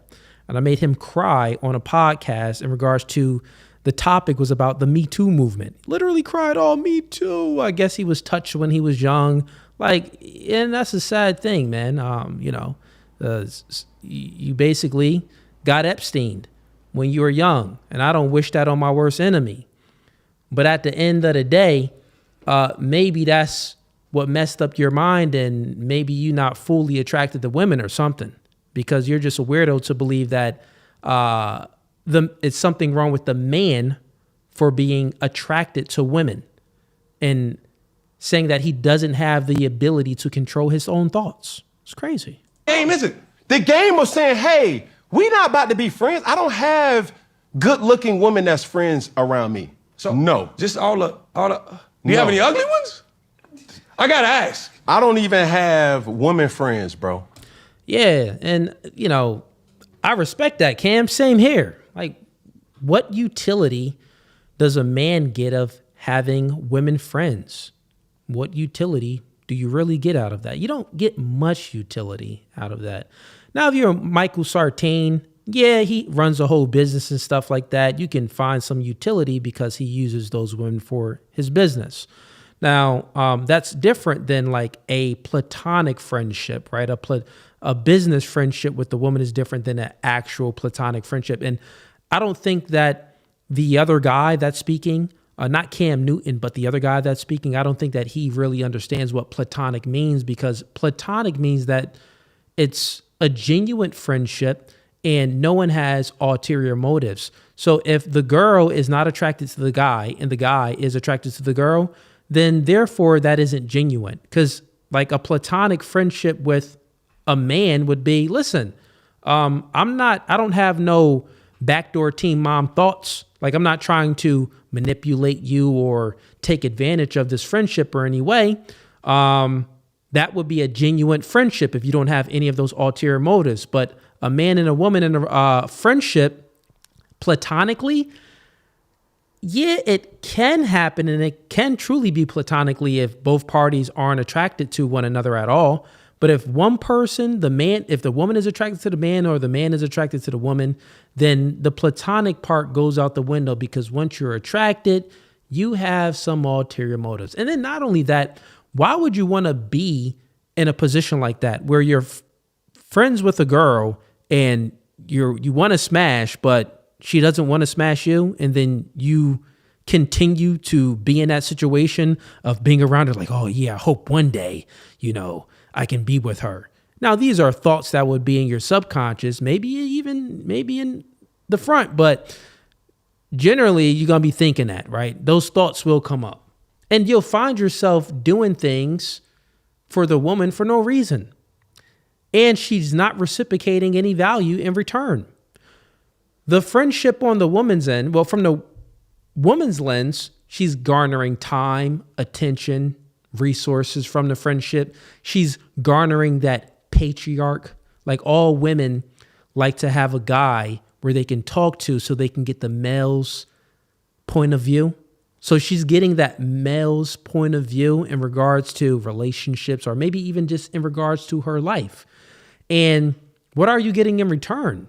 A female's perspective? Like, right, yeah, I live a totally different experience. A female's perspective ain't gonna help you out at all. Generally at all. It ain't gonna help you out with hardly anything, right? So it's not reciprocal. Respectfully. Wow. I don't And think- I understand you saying you're not finna play this game, but Cam, you're a smart man. I'm gonna need you to go deeper than that. Yeah, we're gonna go deep. I know me. You know you, okay? I know me. And what that mean? That means if I'm around a woman long enough, I'm going to find something good in her that attracts me. Okay, and when you're attractive, what then happens? When you're attracted, what then happens? Sex. Oh, God damn, Cam. See, look what he's doing. The guy is just virtue signaling like, whoa, wait, what? Cam, you want to just have sex with a woman? All this says. Any straight man understands this. I don't think that he's straight. I think that he's actually a homosexual, a closeted homosexual. And I know this because he cried on a podcast, tears. Like, bro, you're a grown man. Why are you crying? Met the dude in person. He's weird, right? Any man that's crying like that on a podcast for no reason is weird. It's just the facts of it. So, yeah, he can't fathom it because he's probably not attracted to females like that. So think about it. If you're gay and you're around women, it's like, well, I ain't even attracted to you. So yeah, it could be a platonic friendship. She's not attracted to me. I'm not attracted to her kind. It's platonic. And he's looking at it from his gay lens. From a straight male lens, it's like, no, I'm not finna be around no bad chicks and be a real friendship. Like, that ain't gonna be no real friendship. She's gonna be using me for my time, attention, and resources. And I ain't gonna be able to get what I want at all, right? So it's just dumb. Damn, this is a bigger issue than I thought we had here. So understanding that I know what's to come from a platonic situation, I don't even play. No, I don't do that. See, I would have killed them just by getting on. I would have played semantics because semantics is important. I would have been like, well, if you're speaking about platonic, again, this means that no one has ulterior motives. So if one person is attracted to someone and the other person isn't, that creates ulterior motives on one end, and it's an imbalance. It isn't a genuine friendship. So therefore, it isn't platonic. Platonic would be if he would have to reframe the question and say, would you be friends with a woman that you're not attracted to? And that would still be, for me and Cam, I think he would agree with this as well, that would still be a no. Like, what? What do I gain out of this, right? Like, friendships are transactional anyway. Like, when I'm with my friends, there's some type of, transaction, even with the homies. It's like, all right, we like something in common. So they come through, we watching the fight. We watching some sports. It's a mutual interest. It's a transaction through mutuality, right? Oh, okay, we got this thing in common, so we can banter with one another based off of this thing in common. It's this transaction there, one could say. But with the woman, it's like, well, what can I truly gain? If there's no attraction and ain't nobody smashing, it's like, you like Barbie dolls and makeup. Like, I like toys and, cars and, sports. Even if the woman shares the same freaking sports, like some women can have the same, like the same sports team as you. But they still look at things from a female lens. It's like, yes. The jokes don't hit the same like it hit with the homies. It's like, man, get out of here. They still get that patriarch from you, right? You go out with the woman that's platonic and she gets that masculine guidance from you. Well, she knows no one's going to mess with her because she's with her guy friend, right? She's very secure, right? But what do I get? Like, I can't feel secure when I'm with the chick.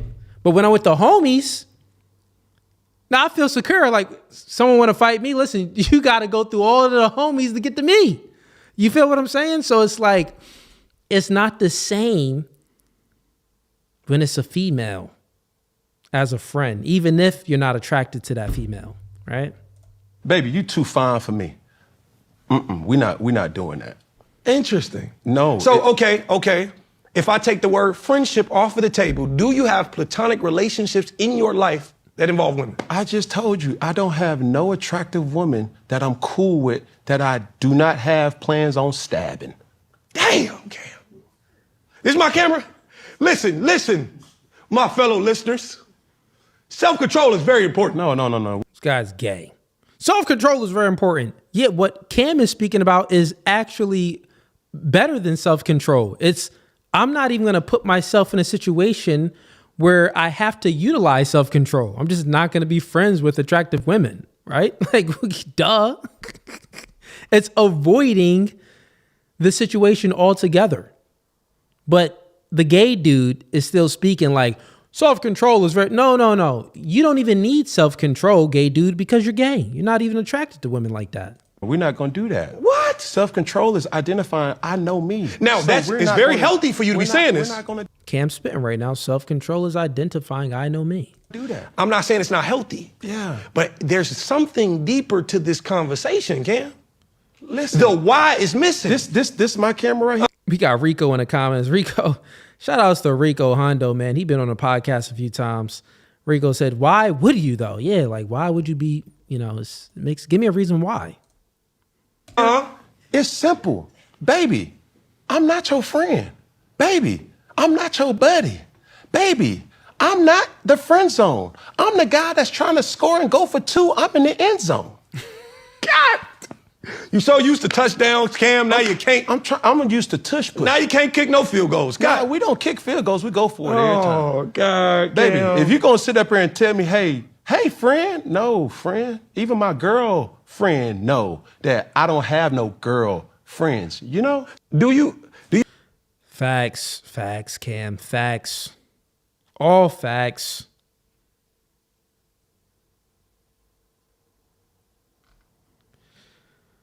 All right, let's go ahead and react to another clip here. Get the likes up, chat. Where we at with the likes, man? Where we at? I know I'm shadow banned, but come on, man. I got to get the likes up still. 77 likes, 150 people in here. Nah. We need at least 100 likes before I get to the next clip. We need at least 100 likes. Like the podcast now, or I'm not moving on. 0 super chats. I'm fine. Y'all don't got to send in no super chats, but at least like the video. A like is free, man.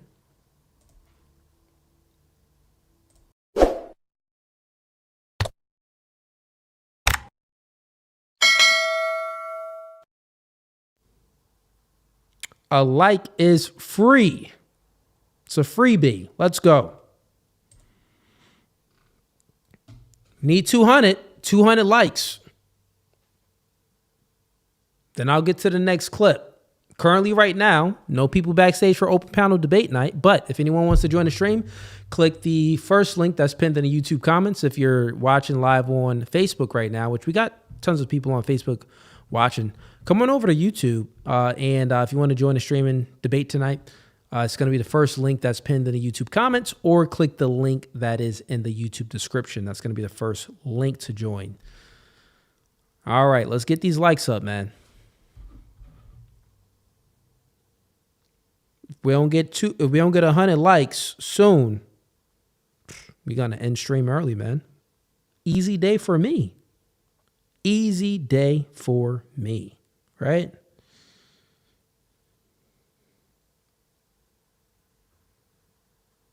Let's see where we at. How many likes we got?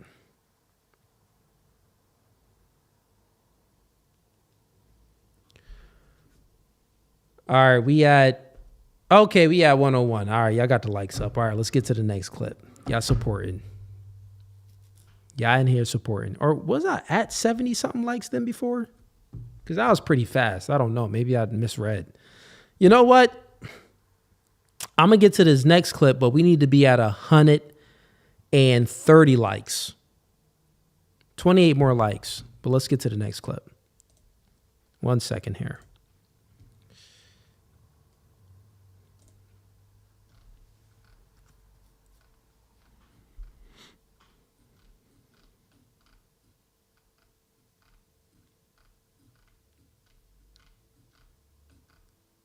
I gotta check this clip and see if it doesn't have it. See if it has music in it.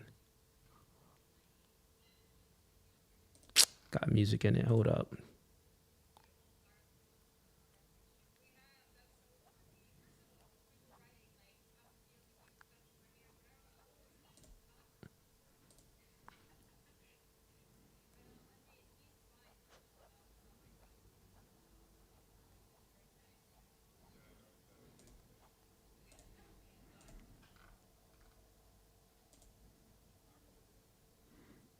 Hold up.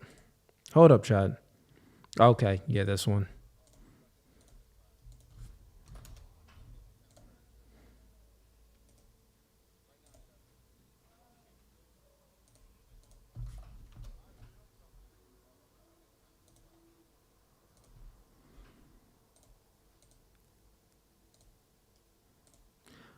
All right, so here's a clip from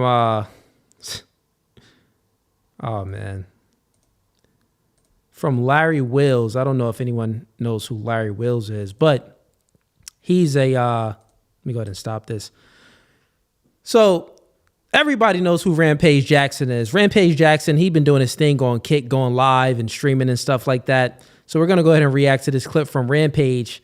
And Rampage is around Larry Wills' girl. I guess he's in a gym with Larry Wills, and that's Larry Wills' girl right there. And Larry Will is what is it? A famous bodybuilder. He used to do the strongman contest too, I believe. But he's a famous bodybuilder. So he's, I mean, is he more clouded? I mean, more people know Rampage Jackson because, you know, Rampage Jackson, he's a UFC Hall of Famer, multiple heavyweight titles. But Larry Wills is very, very rich and very, very high status. And look how she's acting. We're going to view how she's going to act around Rampage Jackson right now. Let's take a look. Like afternoon, it's like... Well, I normally start my stream around by this time. That's why. Oh, got it. Okay. I still went kind of early, 3 o'clock. Are you only on one platform? Right now, yeah. Okay. We're on Kick. Okay, so you see like she was looking at him. She was touching her hair. Let's play it again. Afternoon, it's like... Well, I normally start my stream around by this time. That's why. So I guess that the way she was looking at him, fixing herself. Oh, got it. Okay. I still went kind of early, 3 o'clock. Touching her hair.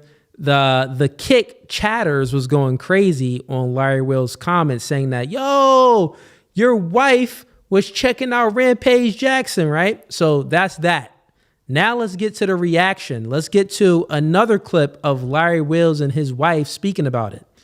This is going to be more interesting. Watch this.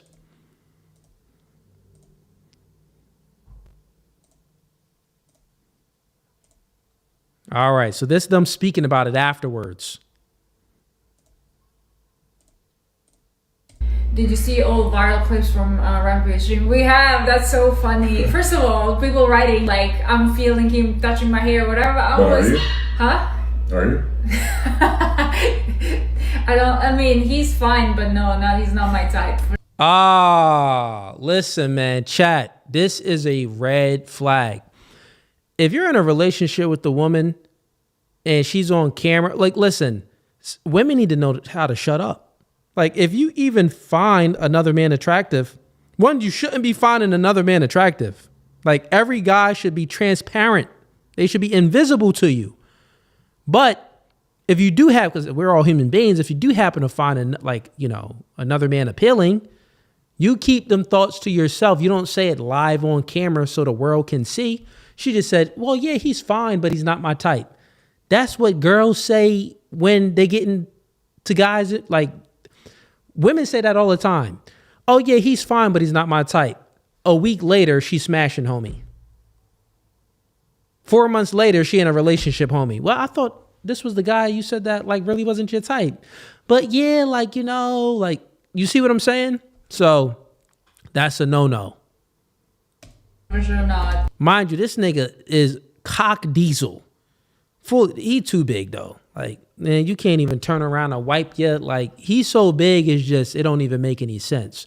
But the crazy thing is that she admitted that she finds another man attractive. And look at Larry Will's face. He's just like, dang, like out of all the competitions I won, all the money I make and how I support you, you just admitted that another man is attractive on live stream? Like, what?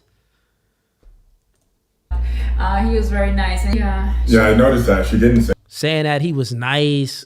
Listen, man, this is why women are better off being silent, because and certain dudes just tolerate it, right?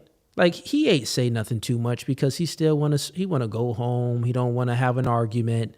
He wants to like try to avoid the argument so he can have sex. Like, you know that she withholds sex for compliance. You can tell by the body language and the dynamic that they have. She definitely withholds sex for compliance from him. This is why she's speaking how she's speaking. If a woman has the gall to say on live stream and to your face that, yeah, that other guy was very attractive, but you know, he's fine. Not even that, he's fine, but he's not my type. Oh, he's very nice. If your girl says that to you, bro, she has some type of leverage in the relationship. This is why she's saying that to you. And the leverage that they usually have is they know that they can manipulate you and get their way by maybe using their emotions or sex, because that's how women tend to manipulate men, either through sex, withholding sex to get the man to comply, or with their emotions being overly emotional and dramatic to then get the man to comply. So within their relationship dynamic, this definitely is showing that she kind of runs that. It's like she gets her way more often than not.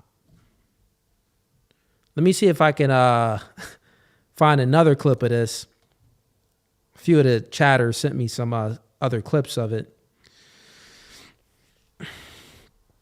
And also, if anyone wants to join stream, click the first link that's pinned in the YouTube comments. We got some people backstage already. Looks like they're joining up. I'll start bringing some people up shortly. Let's see. Oh, we got Ben Thorpe's daughter backstage. Let's see what she wants to debate about.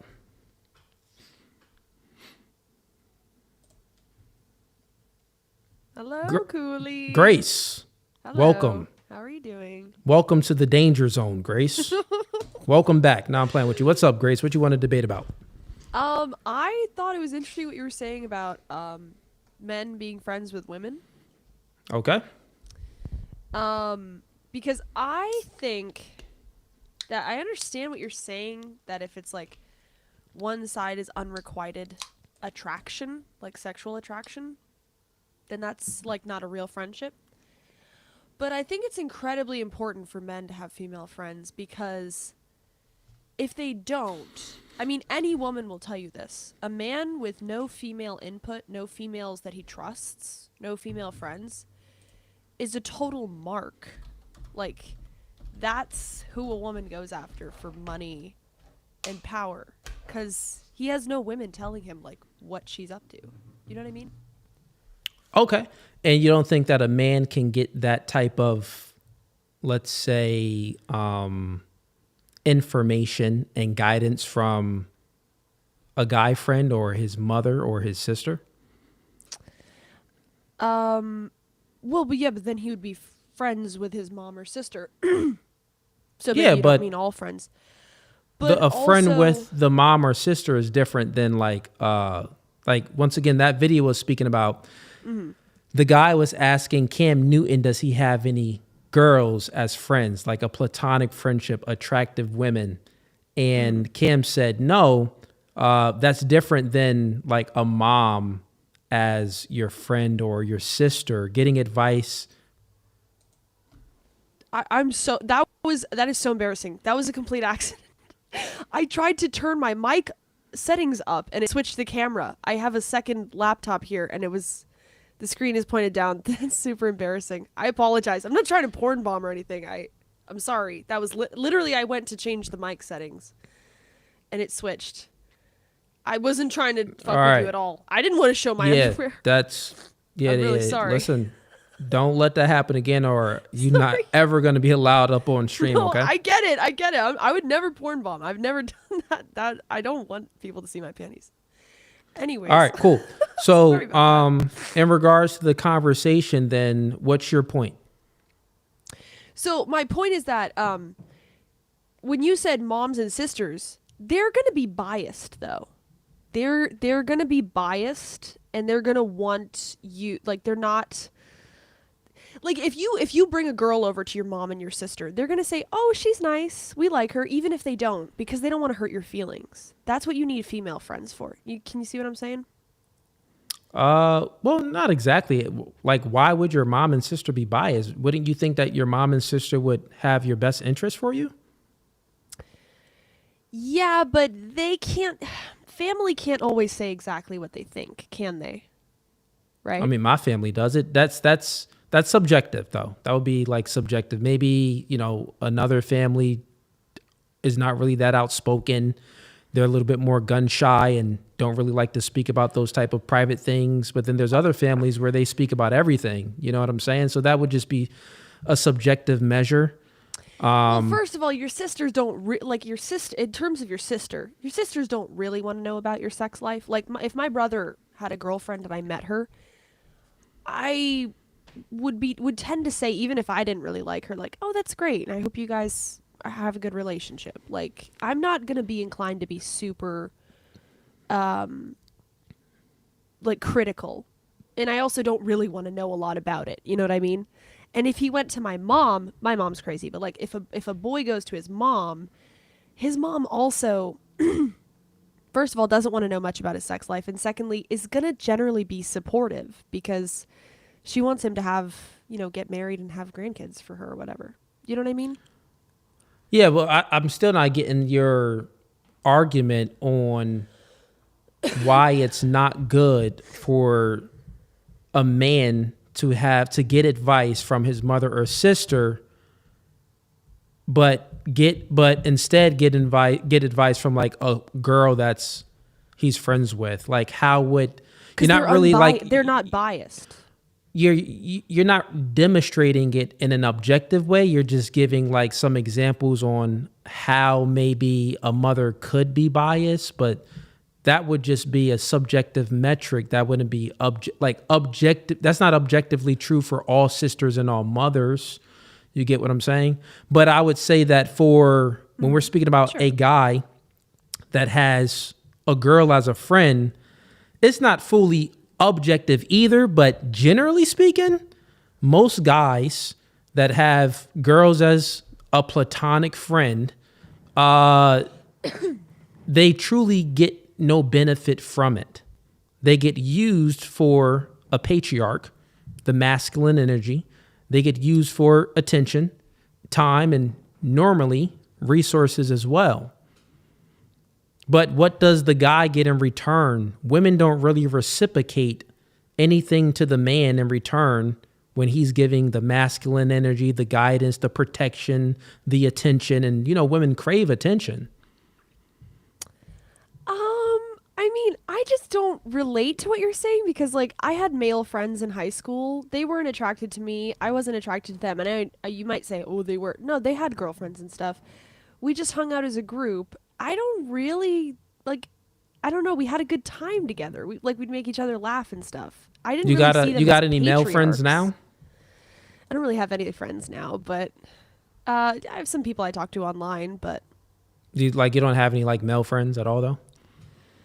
In real life, no. Yeah, in real life. Okay. No. I was going to say, well, you can call one of them up and we can check it out and see if they have any sexual desires for you. I've seen that before. Live I'm on not stream. saying that doesn't happen. I'm just saying I think it's possible and also helpful for both sexes to have platonic friends of the opposite sex.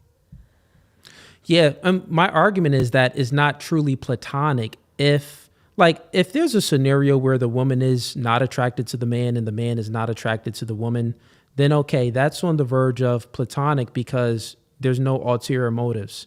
And a true platonic friendship would be no ulterior motives. So it's not impossible. I actually have a friend that's a guy, and he has a girl that's a friend, and they've been friends since like 6th grade. No, actually, it was since like 3rd grade. Yeah. Fully platonic. They're not attracted to one another. She's not an attractive girl though. And he's pretty much like, just like an average guy. But there's no attraction, and they were able to maintain the platonic friendship. So it's not impossible, but it's not probable. So like generally speaking, I was trying to respond to one what you were party saying is about. I get what you're saying. Okay, especially got if it. like both sides are attractive. But what I'm trying to say is like, let's just say platonic friendships are possible. It seems like what you're saying is like, well, men don't get anything out of being platonic friends with women. But I mean, even the red pill itself says that's not true. Like the halo effect, you know what I mean? Like, being friends with a hot girl, even if you might not be sexually like super attracted to her, you don't want to date her, you think she's kind of crazy or whatever, but you're friends with her. That's worth more than like all the coaching and everything you combine to like get an actual girlfriend. Like if you're friends with a pretty girl, you know what I mean? Like it does have a lot of value.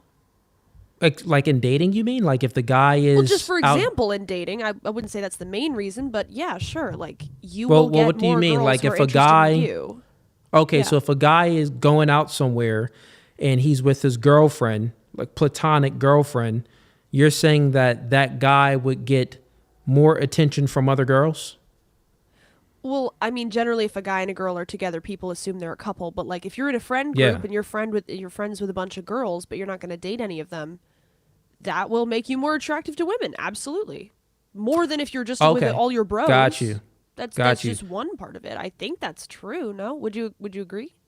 Generally, no. Now, social groups does help out as far as dating. So, like, if the man has a social group, and they're in like a social setting, well, that girl has friends, so it's something common there within this little function that they're having. As far as, oh, well, that's my friend, and oh, that's my friend too. Okay, meet Billy. Oh, okay, cool. And then you can meet other girls. So as far as that, that's totally fine. I can see how that can be beneficial for a man to meet more women through the girl that he's friends with.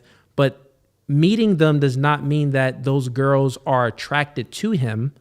I would say that Not necessarily, what would be in most girls' eyes, like for example, if let's say this, I got a girl that's my friend, right?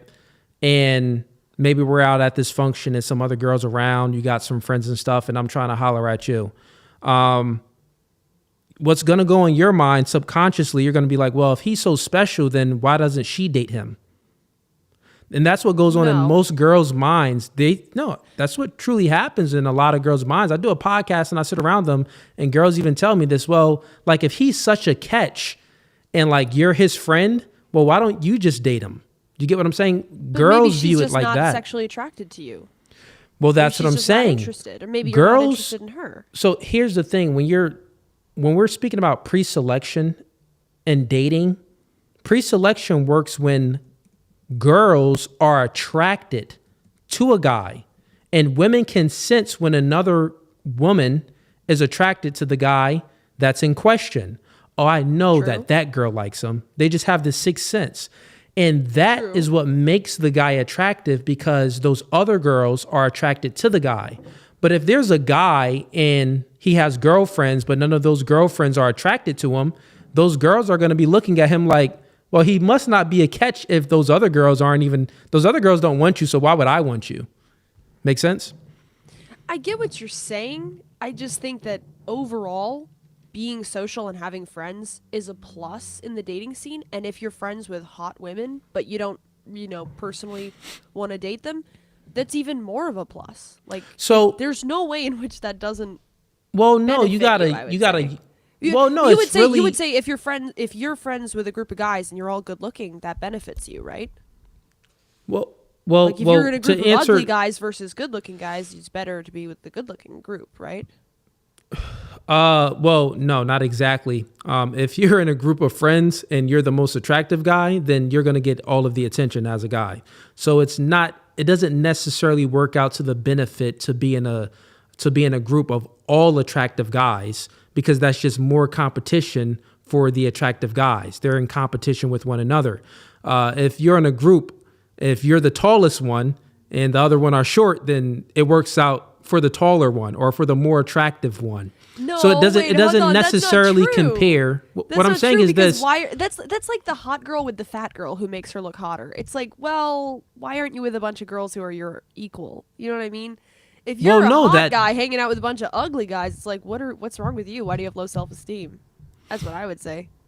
No, what I'm saying is if we're looking from a dating perspective and we're saying, well, what's going to give the guy the most leverage in the dating market is for the guy to hang around his attractive friends or hang around his maybe unattractive. Like if you're going to go out and you're going to be with everyone's your height, right? Everyone's like y'all all got on a chain. That group is going to look cool. But within that group, there's competition because the girl that you want, she may not want you, bro. She may want one of your other attractive friends. So now if you want to run like a 4-man mission, if y'all want to run a 4-man and all 4 of y'all go for 4 girls, okay, then that can work.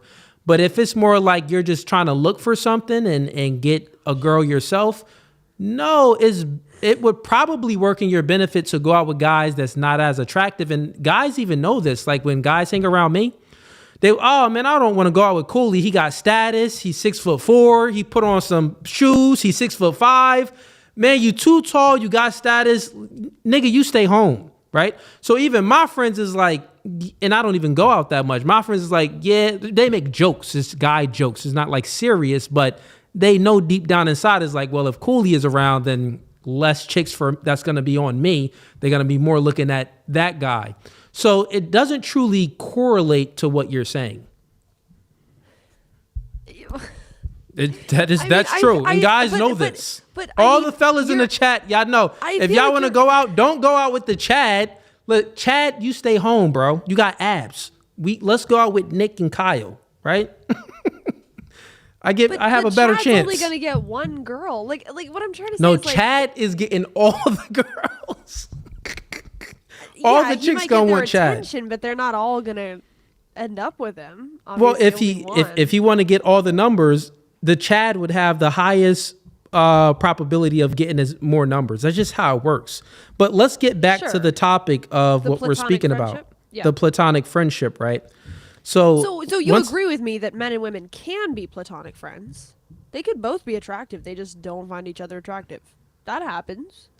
Oh yeah, I've even said that in my clip. Yeah, there's you can definitely have a platonic friendship with a woman where there's no attraction. They're not attracted to one another.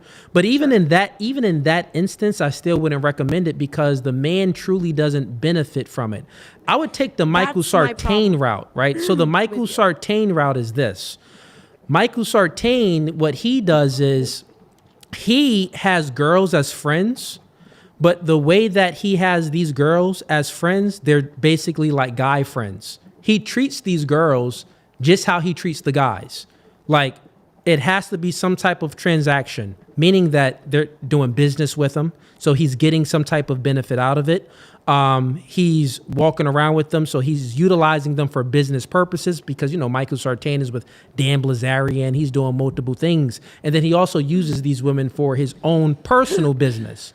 But how he does it is he doesn't put these girls as in his friendship as I'm attracted to this girl. So let me try to maybe see what I can get out of her. No, he treats these women just like their guy friends, right? I disagree. Wait, hold on. Wait. Now, real quick. Let me land my plane. That he's friends with.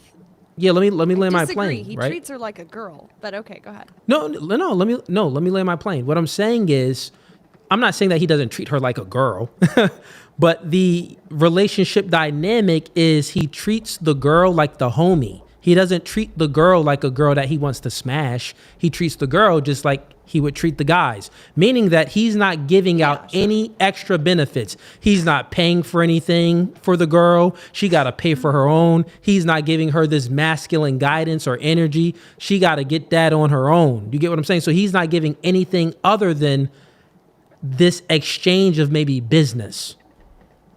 Yeah. So he's not that looking in for itself, a sexual relationship. Yeah. yeah, but well, she may be very attractive, and he actually may like, well, if she threw it, he may even catch it, but he puts her into a zone where that's not even in the playbook within itself, and that makes sense to me. But still, you have to be, you have to be him, and most men aren't him. But it sounds to me like you're just saying he treats her platonically. Well, right? Well, I mean, women it's do for this with business men. though. It's a different category. Like, so he's getting some type of benefit from the woman. Because remember, like if you're in if you're attracted, if the guy is attracted to you and you're in a platonic friendship, well, he wants, like, he has sex on his mind. But the potential of having sex with you is on his mind. Yeah. What is he getting in return from you? The guy friend. Can you tell me? What does the guy get in return? If he wants to have a sexual relationship, and like you if he's attracted to you, what does the guy get in return? And you're not attracted to him? Yeah, you're not attracted to that guy, but he's attracted to you. What does he get in return? I mean, that's tough. Yeah, no, he should tell you about it, and if you say no, he should move on. Yeah, That's so not my a real point friend. is Michael Sartain would utilize those women for business. That's the only thing that you can get out of them. Yeah. And his business is strategically for being around a lot of women, getting some type of, videos I and don't think we're marketing and stuff like that. I don't think we're disagreeing. You're saying he treats his female friends like he treats his male friends. Basically, I agree But with it's you, for yeah. business though. It isn't necessarily like you get what I'm saying? It's still a different category. So it wouldn't even be like that platonic way. That would be a different category than platonic, because that's more like a business relationship rather than a platonic friendship. Well, yeah, but he trusts these women. He hangs out with them off stream. He shares details of his business and his personal life with them. I'm pretty sure. Like even Andrew Tate had a secretary who he did not have sex with, but he trusted with his whole business. She was a female. I understand you could say it's business, but yeah, it was It's business platonic. though. But that isn't. Most adults interact in a business way, generally speaking. But you could have a friend group and you have some females in there that you're not going to date. So my point is simply that female friendships, whether they're in a business or just in a personal way, can be helpful to men. Women understand this. Women are friends with men, especially the gay ones, to get information, to have them communicate with the other men, to get secrets, etc. Women do this with men, so all I'm saying is that men benefit from friendships with women. You say it's useless. I completely disagree. Men who don't have female friends that's a different are point, marks Grace. for women. No, not at all. So, Grace, you're equivocating on the word of platonic, right? So you're using the word platonic to have many different meanings, but the word platonic itself would mean it's a friendship where no one has ulterior motives. You're not using them. There's no business friendship. That's a different category of like a business friendship. That's a different category than platonic. So if we're speaking platonic about to mean non-sexual. If I just clarify that, non-sexual. Okay. Well, if it's non-sexual, then that's totally fine. Then the man can not have any, they cannot be sexually active, and he can still get use out of her for business. But that's not what the video was describing at all. The video was describing a platonic relationship with a woman where there's no business involved, but you guys hang out with one another. She's not attracted to you, but you're attracted to her. And I asked you, well, what benefit does the guy get out of that situation? You said nothing. Oh, okay. You I get thought what you I'm were saying? Yeah. I agree with you about that. If it's one-sided, they should let the other person know and then just move on if it's not a thing. That's not a real friendship. I mean, it might start as a friendship, but if you catch feelings, you got to make that public or just give up. That's whatever. But I thought you were building off of that. I thought I heard you say something like having a platonic relationship with a woman doesn't give you anything. Well, I just asked, so a platonic relationship where it's not business and it's just you and a girl hanging out. I even asked you and you couldn't answer the question. I'll ask you again. No, but you said if you were sexually interested. I'm saying if it's platonic on both sides, are you still saying what's the point? What? Yeah, like if no It's one fine is if you sexually are. if no one is sexually interested Platonic in one on another. both sides, just friends. Yeah, It seemed so to me like even you were if- saying you're not getting anything out of it. And Yeah. that's true. Yep, I'll go ahead and restate my position. If it's the case that the man is not attracted to the woman and the woman is not attracted to the man, my point is, then what is the point of the friendship? What does the man get out of being in a platonic friendship with her? We know what the woman gets, but my question would be to you, what does the man get? Well, I would say, first of all, you get a friend. Not business, which is though. inherently useful. Or not useful, but like enjoyable to have a friend. Like it's just a relationship with someone who you enjoy the company of. But you can also get that secondly, from your male friend. You could, but this is where the second part comes in. A woman can give you unbiased help dealing with other women. We were speaking about that, and I brung up the mother and a daughter, that you can get advice from your mother and your sister. I'm sorry, I brung up the example of your mother and your sister, and Right. you can get advice from your mother and sister. And I said and those you are tried to say that definitely would be biased. You never truly explain how getting advice from your mother and your sister would be more biased than a random girl on the street. Because your mother and your sister, first of all, your sister doesn't really want to hear about your sex life, and your mother is going to be obviously biased and polite towards you and your romantic interests. It's going to be very hard for her to tell you the hard truth if someone's manipulating you. I think that your mother has more stake and more investment into her son, where she's more likely to tell her son, and I think mothers do this, generally speaking, or at least they should, say, hey, no, this girl is trying to use you. She's just after you for your money. She's just after you for your time and attention. You should move on and do better things. This isn't the woman for you. But I the want mother's you to advice is explain, highly Grace. likely to be biased. Yeah, Grace, I Highly want likely to be biased. You're saying that it's biased in a sexual way, but I want you to explain how. Let me give you an example. Let me give you an example. Real quick. If Let me land this If your here. mother tells you, don't date this girl, she's using you, and then you end up marrying her, that mother is now in a very awkward position. That's why mothers with the in-laws and stuff, that's why parents generally don't get super highly involved in their children's romantic lives. And that's generally a good thing. Especially with mothers, because moms can actually get jealous of the girl for taking their son's attention away from them. They can be terrible advisors. Like, generally speaking, a son's mother is not his best friend in terms of romantic stuff. Any woman will tell you that.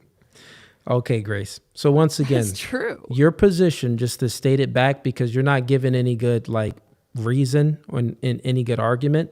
You're just stating giving these points that could be like, well, this could happen and that could happen.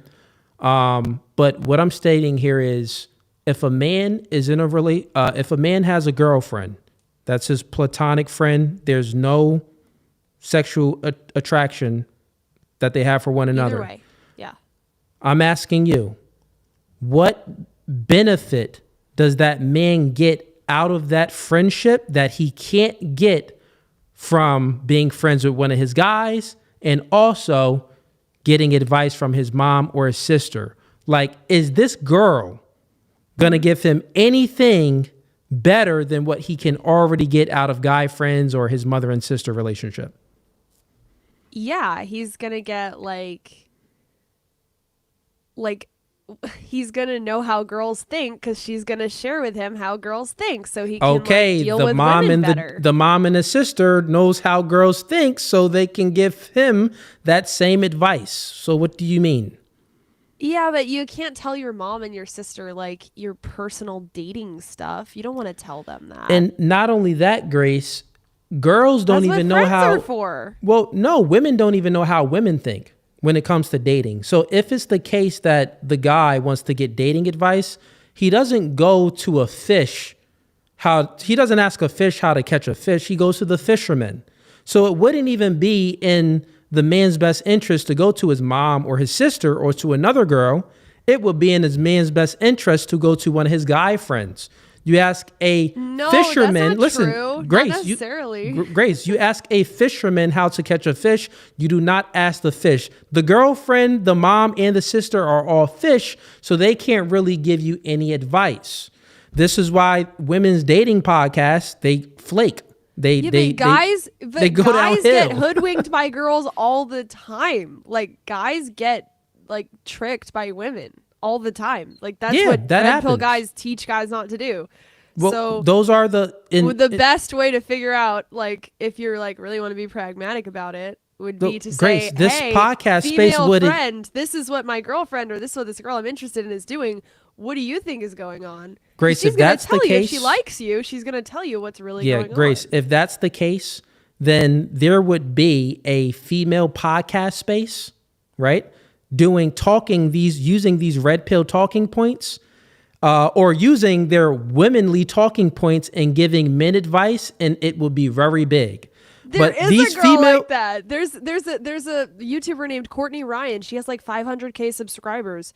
All she does is she does videos about, hey guys, this is what women like. This is what women don't like. No. This is how to do your hair. So what If I she said says a this whole is what she space, means. not one podcast creator, right? I'm talking about a whole space where males can go and watch all. If that's the case, if what you're saying is true, there would be an entire organization on YouTube of women giving men advice, and men will be flocking over to those women channels. It'll be a lot of them. Those women channels to get advice. They'll be like, There you know are what? a lot of I them. should go ahead and ask the fish how to catch a fish rather than asking the fisherman. What I'm telling you is there's not hardly any of them. You named one, but guess what? I can name so many manosphere type red pill podcasts that's giving men dating advice because men go to the fishermen to get advice because that's where you get the best advice from. Women don't truly understand the male experience because you live life on easy mode. You're in a privileged position when it comes to the dating market. Privileged position. You have to go what you do in dating, you advertise yourself. Men, we don't advertise ourselves. We have to pitch ourselves. So it's an entirely different scope That's kind of the and same thing. field. No advertising yourself. Okay, so That's me. generally speaking, Cooley, no, that's me. I help men figure that stuff. no. But Grace, you're not anything special. Most women do the same thing. Most women just sit You there, just look pretty, said if women and did- advertise no, I'm themselves. saying about- They don't have to actually go out about there. helping men no, you're saying, oh, women don't understand the male experience. Yeah, guys talking to guys are never going to figure out what women are doing. They're just going to go, bro, I don't get it. Bro, I don't get it. Bro, I don't get it. No. How about asking a woman? She's going to know Grace. because we know how we work. So then, Grace, why don't you It's so much start easier your, than you guys make it out to Grace, be. why don't you do this and let's see if it works? Start your podcast called Grace Dating Advice for Men, and let's see where it goes. I've hosted speed dating shows and I've given men advice. I got 300, 400 viewers. I got bored of it, but yeah, that's you hosted a speed dating show. yeah, That's and I much. gave men advice. Yeah, that's much different. Can you? But I'm not really talking about giving men advice. I'm saying explaining women's behaviors on a case-by-case basis is what Grace, female you friends are don't useful even. for. Grace, you don't even understand your own behavior. So how can you explain females' behavior when you don't understand how your own behavior?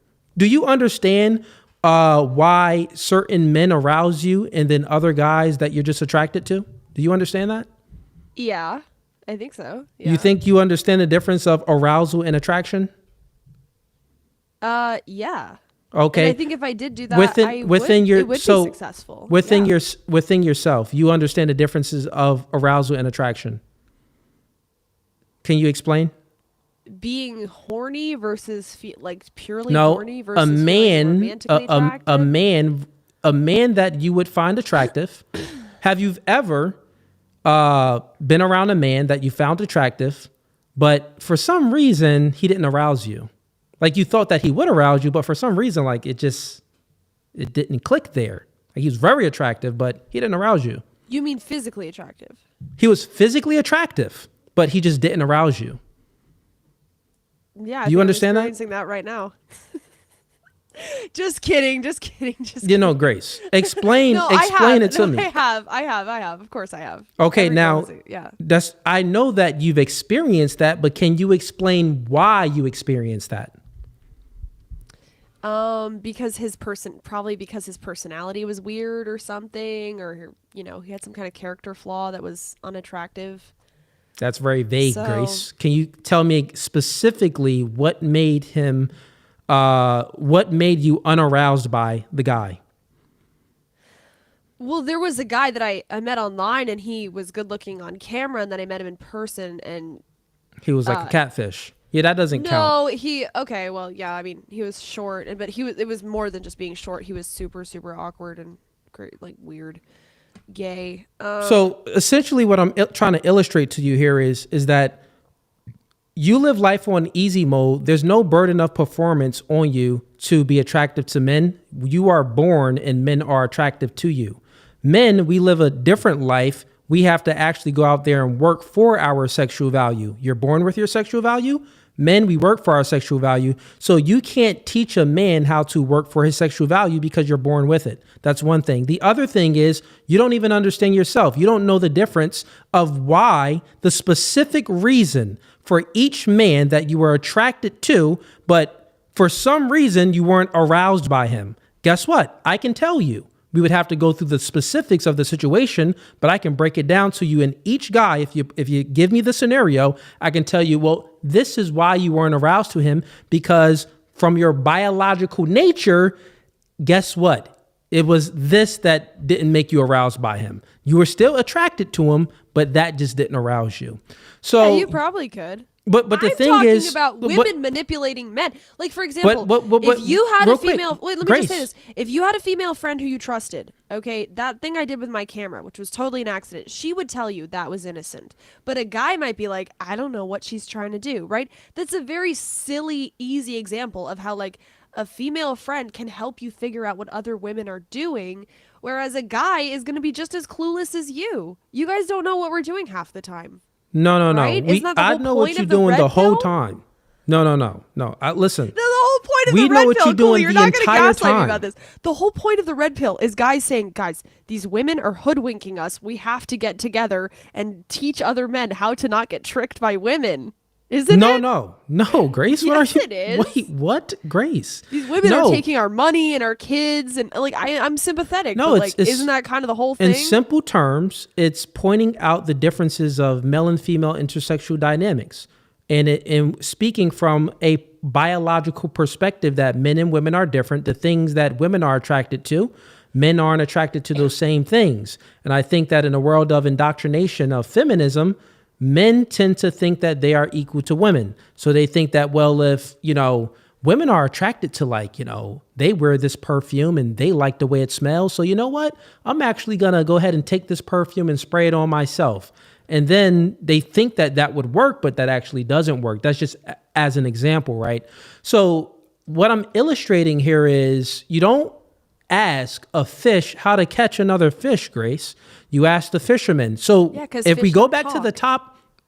if you go back to the topic of platonic friendship, you still haven't given me any type of example where the man benefits of being in a platonic relationship with a friend, where they're not attracted to one another. What does the man get from that girl that he can't get from his guy friends? And what I'm illustrating here is nothing. From his male friends, he can get everything that he needs to get because his All right, I'll give you friends another understand example. the male experience. I'll give you another example. Yeah, you understand the male experience. We're not disagreeing on this. What But you we don't understand the females' you don't experience understand better. I just demonstrated it here. You don't even know the difference Let of me give you an attraction and example. arousal within Let me your give you own an nature. example. Let me give you an example. My dad was in a terrible situation with my mom, like abusive. It was terrible. She was off her rocker. He went to his male friends and they were like, bro, I wish you the best. I don't know. He went to the police. They were like, get a divorce. I don't know, man. We can't help you. He went to me and I said, I know what she's doing. She's fucking wasting your time. She's pretending to be crazy and draining your resources because she has daddy issues. I helped him see right through it. That was helpful for him. Your father went to you? Yes. I told him, yeah, Why I know what's your up. Father, This bitch listen. has been abusive to me. Okay, she's abusing you. She's abusing the rest of my siblings. Like, yeah, I know what's up. I'm a girl. I know what she's doing. I'm asking you now. That so was helpful. This proves my point. This doesn't refute my point. You just said that your father went to a family member, a girl in his family. He didn't go to like this random girl that he's friends with for advice. True. So, and my entire argument was, well, why should a man be in a platonic relationship with a girl where he can go to his sister, his mother, or his guy friend? So go to another woman. You didn't say daughter. Well, I actually did say daughter once, but then I was speaking about I was speaking about sister or mother. But what I'm trying to illustrate here is he can go to his auntie, his cousin, any type of female in his family, rather than going to like a girl that's not in his family, a random chick. Well, but I mean, I hate to say this to, make my own advice look bad, but probably a female friend would have been less biased than I would have. So I still think it would have been helpful to him to have a female friend too. Unfortunately, he didn't have any. Men should have more female friends. Then they can get out of these dicey situations. Because women are competitive, and women, if you tell a woman who enjoys your company, and why should a man have more female friends? She'll call her out. And I'm just waiting for one reason. What's the reason for a man, a true legitimate reason, that you keep bringing up points where, well, he can just go to his guy friends, or he can go to a girl family member, sister, daughter, mother. He can go to someone like that. But the woman that's outside of a family, what's special about her? You keep saying like he can get an unbiased opinion. Mm-hmm. Okay, as far as unbiased female opinion. Okay, as far as an unbiased female opinion, I would rather take a biased mother or sister or daughter or cousin or auntie's opinion that I know they have my best interest. I would actually say that that's one of the reasons why it's biased. So you think female family members generally what I'm saying is best bias. Interest at heart? The word biased itself is not negative when it comes to I'll rather take the person that's biased that has my best interest rather than the person that's unbiased, and I don't know if they have my best interest. You get it? I get what you're saying, but bias can be negative in both senses. If they're overly supportive of you, that can be not helpful. If they're overly negative towards you, that can also be not helpful. The family aspect, it's not that you can't tell your mom and your sister about your problems. It's just that having how would this not apply reversal? Why would you have to have male friends if you could just talk to your brothers or your dad? No, that's totally fine. Yeah, if you can talk to your brother or your dad, that's great. But you would never tell a guy to not have male friends because, hey, what's the point? Just talk to your brothers or your dad, right? No, that's different though, Grace. Why is it different? I would never not tell a man not to have any guy friends because... But the same logic works. No, that the same logic doesn't work because it's a male and a female, and the male we all share the same male experience, right? We share so my brother, same male experience. My father, my friends, guy friends, we share this. We have something in common. We're males. So why do you need guy friends if you can just talk to your dad or your brothers? Oh, no, that's totally fine. One of the reasons why you need guy friends, because as far as males being friends with one another, well, you want to have a team of people that you can go to as males where you can bounce different ideas off of them, especially if it's for business, if it's for a multitude of things. You want to have a clan of guys that you can go to that supports one another. I think that that's healthy. Just like for women, I think that it's healthy for women to have, go have some girls that's friends in a community that you all have share common values. I think that that's a healthy thing, but also be friends with your mother and your daughter. But when it's talking about changing the gender, meaning that, girlfriend versus guy friend, I'm asking you, what utility does the man get from this girlfriend, which you still haven't answered, that he doesn't get from his guy friend or his family girlfriend members? You say bias, but if you say, listen, real quick, all males experience. Wait, come on. No, real quick, Grace. I know, but you're not really answering the question. You're holding on. I'm answering your question. No, listen. You're speaking about bias and unbiased. I'm not even talking about bias anymore. Oh, no, but listen. Is it? No, that was your only reason. I'm about to give you another reason. Okay, but listen to this, though.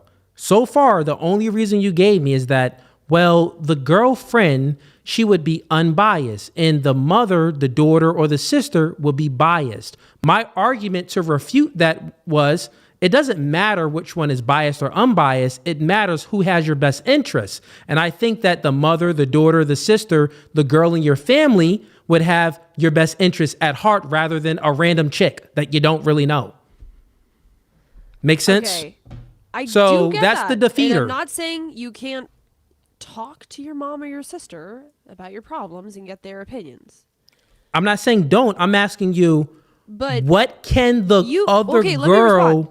Go ahead. You keep talking about the male experience. Okay, and you guys are great at philosophy and engineering and math and all that good stuff. Infrastructure, working hard. But the male experience when it comes to women is blindness. You guys are clueless most of the time.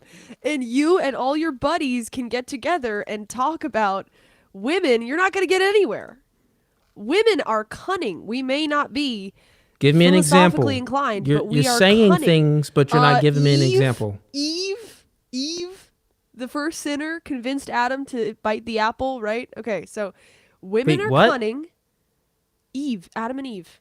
She bit the apple and gave it to Adam, right? So How is this given? No, women I'm have asking roped for men into sin since the beginning of time, right? Grace, I'm asking it for an example. You are supposed to be giving me another reason for why a man should have a girl as a friend, a platonic friend, this is my rather than the guy friend or a girl family member. Like, what would be better for having a girlfriend? Like, what can this girlfriend give the man that he can't get from his fellow males friends and his fellow family member women? What is this other girl going to give him? Answer that. An insight into the female workings, because men don't have that. You don't even know that. Women, okay. We demonstrated here that you don't know it. We have to just admit a basic fact, okay? Women are more cunning. Women are more cunning and devious than men are. Can we agree that that's true? And who would be more cunning? No. Are they? And real quick, I would say that from a general perspective, well, devious, yes, because women from a biological aspect, they're physically weaker than a man. So they use different ways to get leverage on a man by emotional manipulation and things like that. But if that's the case, then I'll grant it. But then who would be less devious and cunning? The random girl that's his friend, or his family member that's like his mom, daughter, sister, cousin, auntie? Random girl. Random girl would be more devious. Less ties you have with a woman, the more likely is she is to be honest with you. So you're proving my point, Grace. You're demonstrating my point. Less devious woman, the one you could trust more to give you an insight about other women, is your friend, not your mom or your sister. Wait. That's what I just said. Okay, so the less devious. So if that's the case, that the random woman would be less devious, then please demonstrate. She's got to be like a good girl. She can't be like, some crazy bitch. Okay. Admittedly, but that would be true of your male friends too. If they're let me ask you this question then, right? Yeah. The person that you think that you would be more devious with and cunning, more conniving, all of these manipulation type of words, right? To get your way, take advantage of the man in some way, some shape or form is to take advantage, right? You're telling me that this would come from, it's more likely to come from the girl family member, the woman family member, rather than a random lady? I'm not following. you. Okay, so it's a guy, Okay. right? He has. Let's do this for you, so you can just understand. Let's Get the whiteboard out. Use utensils. You're gonna use utensils so you understand. Teacher time. Let's go. Here's guy, right? Mm-hmm. Here's family members of girls. Yes. Okay. Right? Female family members. Got it. Family members is the pen. The guy is here. Yep. Here's the random chick. Yeah. Right? He doesn't know this chick at all. Well, that's not my hypothetical. My hypothetical is they're friends. But okay. All right. Okay. No, totally fine. They're friends. Let's just say that. Okay. They're friends. Yeah. How long have they been like friends for? Say a couple years. Okay. They've been friends for a couple years. Sure. You're telling me that the man should trust this friend over the women in his family. Yeah. Generally speaking, yes. Now, why is that? Give me some type of like logic to like why that would be. I would say female family members, if you want to talk about ulterior motives, generally have a lot of ulterior motives going on, whereas your friend is just friends with you freely. So they don't really have an ulterior motive if it's a platonic friendship. Whereas, again, ulterior motives, your female family members have lots of different motivations for different kinds of advice they give you, especially your mom. Okay. Now let me ask, out of those two, who do you think would genuinely have your best interests at heart? I mean, it depends on how much you trust her, but generally speaking, I mean, that's a tricky question. I think probably your female family members want the best for you, but I don't know. I don't know. Well, okay. But Well, as listen. for honesty, Well, for that honesty, makes sense, I would say. No. Listen, that makes sense. Girlfriend, female friend. If it's the case that the family members, the women family members, would have your best interests at heart, then if they have your best interests your best interests, not their best interests, if they have your best interests at heart, this would take away the conniving and the devious nature within that, or at least it would lessen it.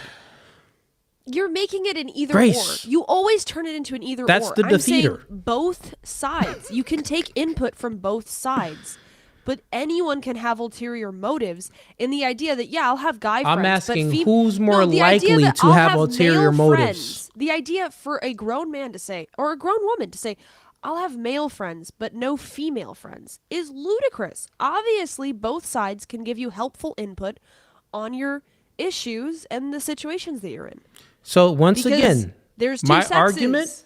argument is not that men shouldn't be in like business friendships with women and and have this a transactional a business transaction friendship with the woman.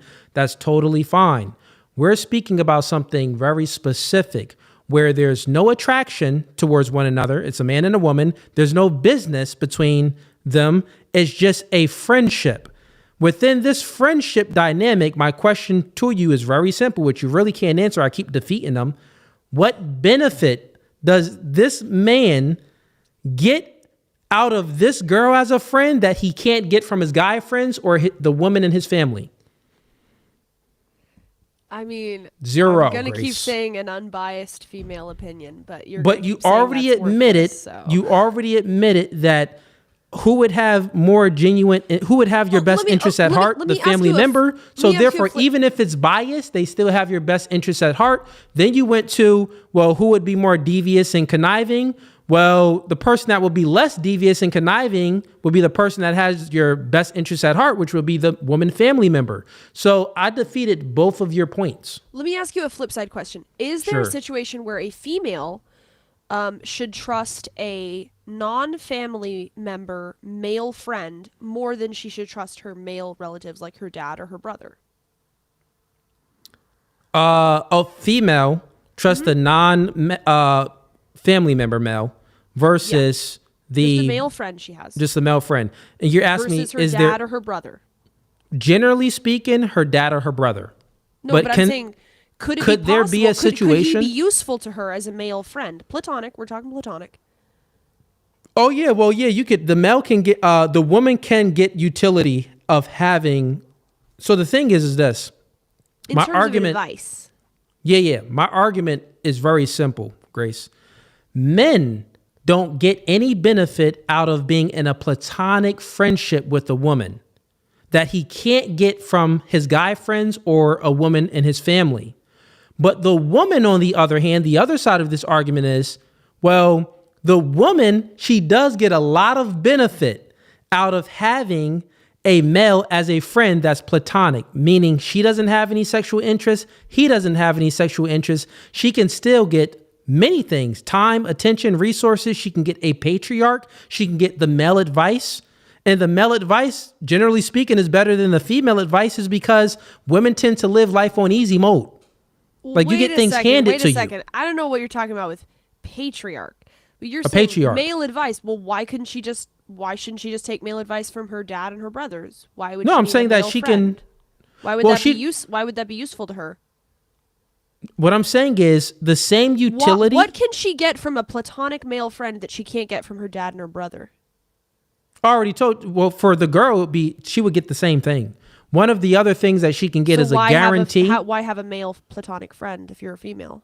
No, one of the things that she's at least getting something, Grace. But one of the things that she can get from the Get father. from her dad and her brother, just like you said, a male No, would but get one nothing of- that he couldn't get from his mom and his sister. So. No, one of the things. No, Grace, you're confusing it, right? So for a girl, it's different than a guy. For the You girl, have yet to show that.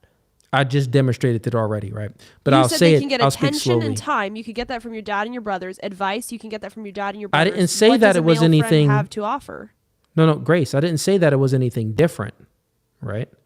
I didn't say that it was anything different. And I don't take the side that women should have male friends, but you do take that side. So Oh, you're so you don't think women should have male friends? I well, thought you were saying that they should. No, if I don't think that men should be generally speaking, I don't think that it would be in a man's best interest to be, like, you're not going to get anything out of it. So you don't. I thought you were arguing that women do get something, but you're saying women shouldn't be friends with males. No, even if they do get something out of it, I think that they can still go and get that advice from their brother or their father, where it's a guaranteed that your brother and your father have no sexual interest in you. Make sense? Right, but we're assuming that it's platonic, so there's no sexual interest on either side. You're saying platonic friendships for both men and women are useless, basically. No, I never said that, Grace. Well, platonic friendships between men and women outside No, of family. Grace, you're hard of are hearing useless. right now. No, You that's not what I just said. said you don't think women should be friends with men platonically. No. But You Grace, just you're said hard of hearing, right?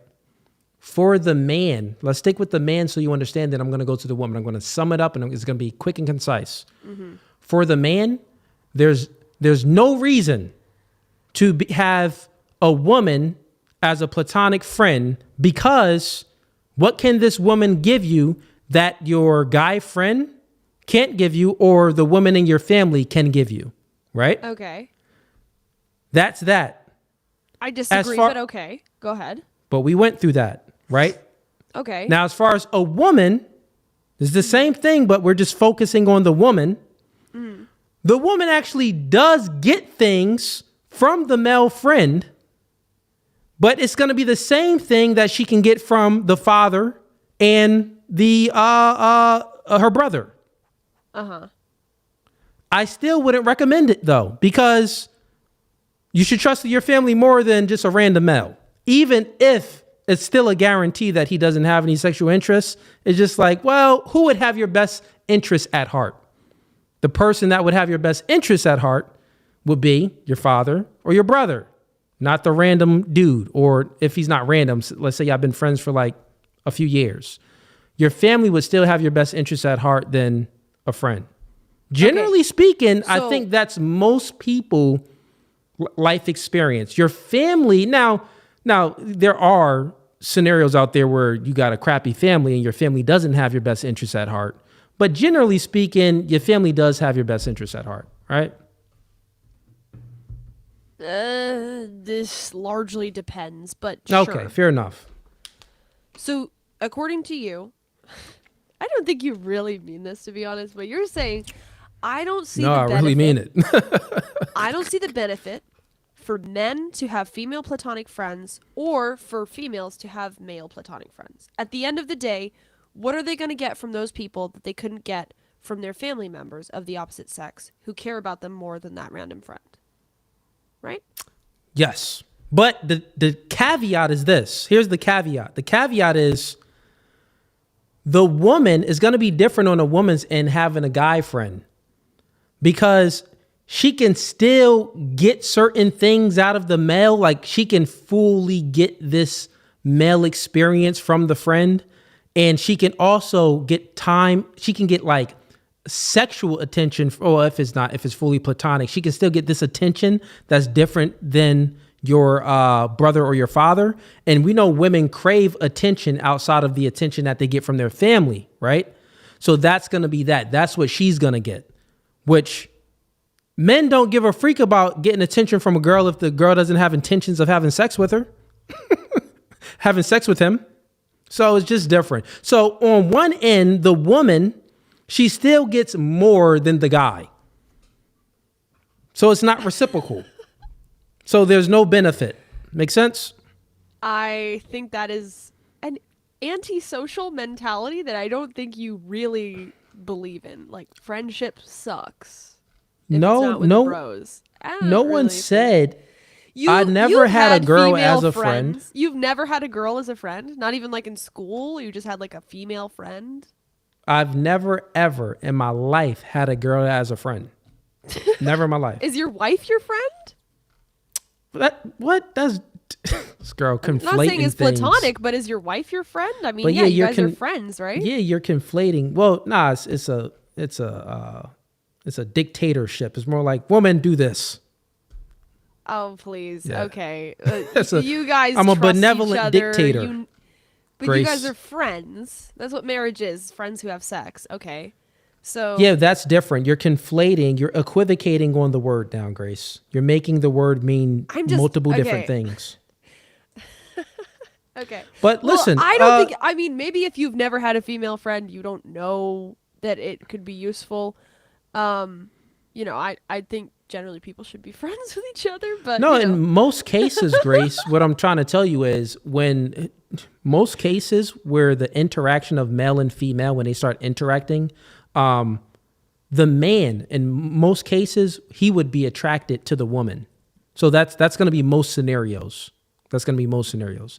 Now, if there's a case where, like we were speaking about, the man isn't attracted to the woman isn't attracted to the man, the argument still maintains. My position still maintains solid that, well, there's not a benefit that the man is going to get from being friends with this girl that he can't get from someone else. So why be friends with her? She doesn't understand the male's experience. If anything, you're going to be in a situation where, you know, you're probably going to have to spend some resources on her. You're going to give her, if y'all go out together, she gets this safety and protective aspect from you because you're the bigger sex, the stronger sex. But okay, if you're out with your guys, like, why don't, look, it's like this, Grace. If I had a choice to go out with you, hypothetically, let's say me and you friends, right? In this hypothetical world. Keep it platonic. Yes, me and you are platonic friends. There's no, yes. Okay, there's no sexual attraction. There's nothing. Right. The choice is to go out with you to like an event or a function, or to go out with my boys. I'll choose to go out with my boys. One of the reasons being is if I go out with you, well, what you get is safety. You get the patriarch, which is safety, which is, you know, the male masculine presence. That's what you would get from me. Patriarch? Yeah. Okay. I mean, yeah. What safety, I would get sure. from you is, well, just like a chick that doesn't understand that I had to work to get to where I'm at now. She just was born and she got there. I get nothing, just naivety and just a chick that's just there and probably annoying. And other girls is going to be like, ew, she's not attracted to you, so I don't want you either. So I really get nothing from you. If a fight breaks out, I got to protect you. You can't protect me. You get what I'm saying? But if I'm out with my boys. What if I go make friends with a bunch of girls And Still, listen, Grace, let me bring finish. them If over I'm to out our with table, the homies, hey girls, this is my friend Cooley.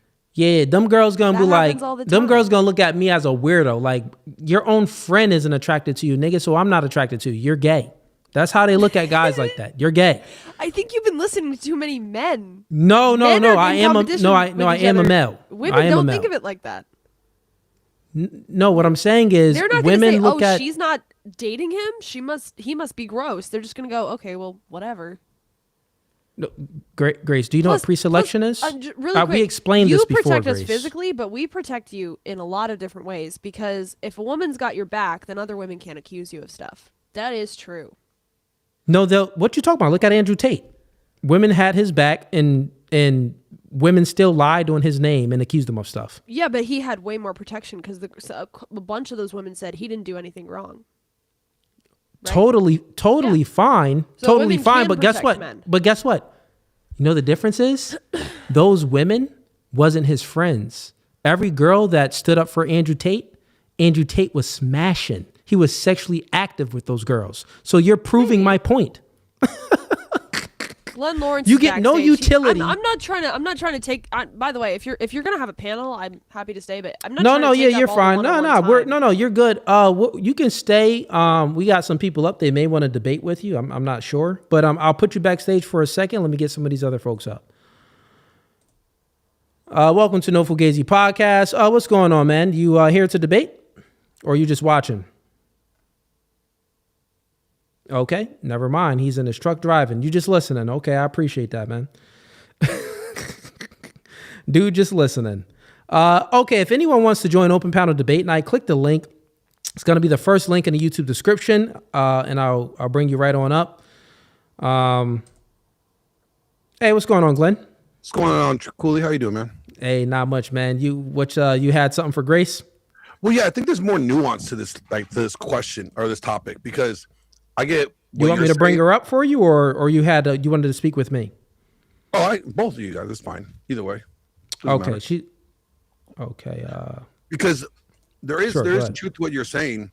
Like, a friend group. Most guys cannot be friends with an attractive woman, even if they say they're just friends. They secretly want to sleep with them, right? If she gave them the opportunity, they would smash, right? That's true.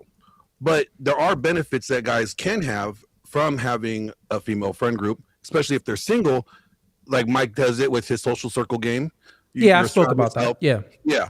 You can have female friends where even if they're married and they're attractive, the fact that they are with you or, you're in this group with them, that gives the mystery to the other women of what does this guy have that this girl is, hanging out with him? Why does she want to be around him? That gives some mystery there. So that does benefit. Large groups of women that will benefit. Yeah. Not just one single one that wouldn't be a benefit there. No. But I see large groups of women. Yeah, that'll benefit. I More would than say one. depending on the celebrity status, right? Because if it's just like you're hanging out with, I don't know, pick your favorite pop artist, right? And it's just you two. That would probably do better than you surrounded around a bunch of women that are not famous but are attractive, right? Because that's where I said it's contextual. No, you're right. Yeah, and I brung up the Michael Sartain example, and Michael Sartain, he even speaks about how the girls that he's in like the friendship with, he treats them just like one of the guys where they don't get any like extra time, attention, or resources.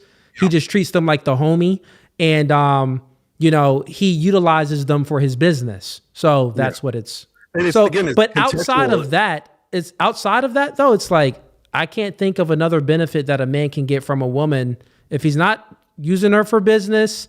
If there's no utility for business or anything else, not getting into business, or he's not getting into business, then it's like, well, why be friends with you where I could just hang out with my guy friends and I can, if I go out with my guy friends, a fight breaks out, I know my homie's got my back. If I go out with you, listen, I got to protect you and myself. It's like you're a liability, not an asset. That's why I say it's contextual. Like you're not going to go, girls like to get together, go have coffee and catch up. Guys, we don't do that shit. Hey, I need you to come help me pull this engine out. All right? We do something. Girls want to get together and just talk. guys, we don't want to talk unless we have something to do. Yeah, You know, like, look, we talk when the fight is on, exactly. or if the game is on. Like that's Guys, you're talking right now. Because we're it's talking business. about you. We talk about you. Yeah. Matter of fact, this This is what you guys. Okay, well, whatever. It's like Pearl saying, "Oh, Anna, you talk for a living. It's not hard." Anyways, listen, Glenn. I don't know how you can say this because you've talked about your divorce and stuff. You had a bad time with that, and I remember you saying that. I'm pretty sure you self-removed, castrated, vasectomy. Oh, You got yeah, a vasectomy. Yeah, once I found out that when I thought she was cheating, and then I proved it. Yeah. If you had consulted with a woman, she might have been able to give you some tips because I don't know if getting a vasectomy is really the best way to own your ex. You know what I mean? It's Well, kinda no, like what it was it's is like I a didn't get girl caught up breaking with up the with a guy and kid. cutting her tits off. You know what I mean? Like, how does No, that? the difference is I didn't get, when she said she was pregnant, I didn't get hit with a child support because the child wasn't mine. Right. So- I get that, but if you had had a female friend, she could have helped you get revenge on that bitch in a better way than, you know. I got revenge the best way I could, which was remove her out of my life. But you also So, removed just- your balls. No, my balls are still there. Well, they don't work. Yeah, because I don't want them to. I already have kids. Why would I want more kids? Well, but Yeah, Grace, what's your point? a vasectomy, my point is that a female would tell you that if you have a horrible ex, the best way to get revenge on her is not to get a vasectomy. Just like a guy might tell a girl, you guys, when you wait, hold I on. didn't want to have any kids with anybody. Period. I already had my kids. My kids are adults. So why would I No, I want hear to that. put myself in a situation that I could risk reproducing again? That's something that I don't want to do. I hear that, but here's the other way it works, right? Girls will get cheated on by a guy, and her revenge is to go out and be a slut and get used for sex. That doesn't make any sense, right? How are you owning him by getting used like a hoe? You get what I'm saying? Girls get Yeah, cheated on, but- they say, fuck him, oh my god, they go to the bar, they dress all slutty, they have, like, lazy sex. So wait, And Grace, are you he saying that the way the wins because man she gets just degraded revenge? himself. She just degraded herself to own Wait, him. Grace, are you saying that the way the man gets revenge is by knocking up another chick, and then Pretty getting much. put on No, and then getting I'm put on saying child that- support? No, no, but I'm saying that Run that risk. Run that risk. castrating yourself to own your ex is That wasn't not the reason, really the though. best way Oh. to get the own. She Just said like that that a girl wasn't the being reason, a slut though, Grace. to own her ex is not. The I best already way didn't to. want to have any more kids at that point. So to make sure that I wasn't going to have any more kids or run the risk of being or fathering a kid that it wasn't mine, allegedly, I made sure that there was no way to have more kids because I already done. I came, I saw, I conquered. Yeah, I get that. I get that. So It's like, your choice, It's a different reason. right? altogether. But it did have to do with her, That wasn't the only reason. right? It was a byproduct of, oh, I don't want to have any more kids. Plus, if she is cheating and she gets pregnant, well, then I know for certain it wouldn't be mine. So that's a secondary reasoning other than the first reason, which was I just didn't want to have any more kids. Right, but I'm just saying, from a woman's perspective, the real way to own a woman who cheats on you is to go marry a beautiful woman and have a bunch of kids with her and live a happy life. But maybe that's not available to everybody. But what I'm saying is that women can offer an insight. Like not me, but like a female friend could have offered you an insight into what your ex was doing because you don't really understand it because you're not a woman. You don't get how. No, her brain because works. this is where it comes down to, and this is for men and women. If men and women would just take people's actions over what they say and just base their decisions off of what people are doing rather than what they're telling them, big difference. Because a woman could tell you she loves you all you want, but her actions may be not showing that she's loving you. And Grace, why does right, and the if man? another woman would help you figure that out. But Grace, why? No, like just you're the looking from a revenge perspective. Why does the man have to get revenge? No, he doesn't have to. So, but why are you putting that on Glenn? Glenn, did you say that you wanted to get revenge? No, the best revenge is removing them out of my life. Yeah, so Grace, you see why, like, speaking to a female friend, like someone like you're coming from the female's lens, and you want the man to get revenge for get revenge at the woman and stuff like that. You speak to your guy friends, it's like, bro, we don't look at revenge. Like, that's what women like to do. They like to gossip, innuendo, character destruction, try to do something to get revenge to get back at the person. Men is just like, no, I get back by getting better. So he speaks to me, it's like, listen, Glenn, get in the gym. We're going to make more money. We're going to go out. We're going to invest in new businesses, get new properties. We're going to elevate. Over here, on the flip side, you talking about knock another chick up and get revenge. Like, what? Like, what? Well, I mean, if she broke knocking your another trust, chick up is running the risk of paying child support for more Yeah, kids. that's like more risk. A W. well, what I'm saying is like that's like if a guy, first of all, revenge is fun. If somebody fucks you over, you don't tell me, oh, I'm a man, I'm stoic. No, you want to get revenge just like I do. A female can help you understand what the best way would, whereas Best a man, revenge is trust. actually, Cooley, that's the perfect example of what I'm talking about. Glenn, when you were at your lowest with your ex, would Cooley saying, hey, bro, let's go to the gym, really, is that really going to make you feel better? Is that really yeah, like, actually, oh, that's all I need. I just need the end of the some day- idiot guy coming over and saying, let's go to the gym, bro. Let's get gains. No, you're Let going him through something. answer. Grace, let him answer. The question would be, like, the answer would be, okay, this guy understands what I'm going through, right? He understands, like, okay, he's in a hard spot right now. This relationship is over. He doesn't need to be, like, alone and thinking that he's just, like, worthless. We're going to level himself up, let him see his worth and improve his self-worth and overall view of himself, so that does benefit him. And then, there might be a conversation where, yeah, you could go smash her best friend real quick, but then that would just be a petty joke, like There'll be a couple jokes like, yeah, it'll be a joke. It's a bit like, I thought about that, but yeah, nah. We got bigger and better things to focus on. yeah, like, the best way to do is to improve yourself to the point where she's living a nightmare now, knowing that she doesn't have access to you. Yeah, Grace, you run in a problem because, once again, since you have a female mind, you're viewing things from the female's lens. Like, well, if I go through a bad breakup, let me go ahead and get revenge. And the revenge aspect, how you look at it as well, because this is what females do.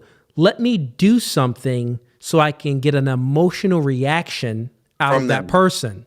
Yeah. So that's how females look at things. Revenge is getting an emotional reaction out of that person.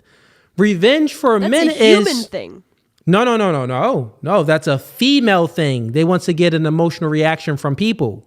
Men, we don't care about an emotional reaction because we live two different experiences. Like, for you, like, you're like, as a woman, you're born with your sexual value. Your main job is to preserve your sexual value. Well, real quick. Just Real said quick. the best way to hurt No. her is to cut her out of my life. No, He listen. wanted to hurt her. Listen, Grace. What I'm He saying just is, said that. no, Grace. Listen, the revenge aspect is revenge different. is Since the you real are problem. born with your sexual value, like your value to the opposite sex, you're born with that value. To the opposite sex, we have to go out there and create our value and continue to create our value. And a man that's in a relationship, sometimes do kind of fall off, they get a little lazy or whatever it may be. It's going to be new for them going out into the dating market. So they want to get with their male friends that's maybe in the dating market or just have some experience and things like that, right? So we can self-improve. So it's about character development. So, like, the great thing about like Celebrating movies, oneself like to the current standard, right? Look at the difference between Captain Marvel and someone like, a Black Panther.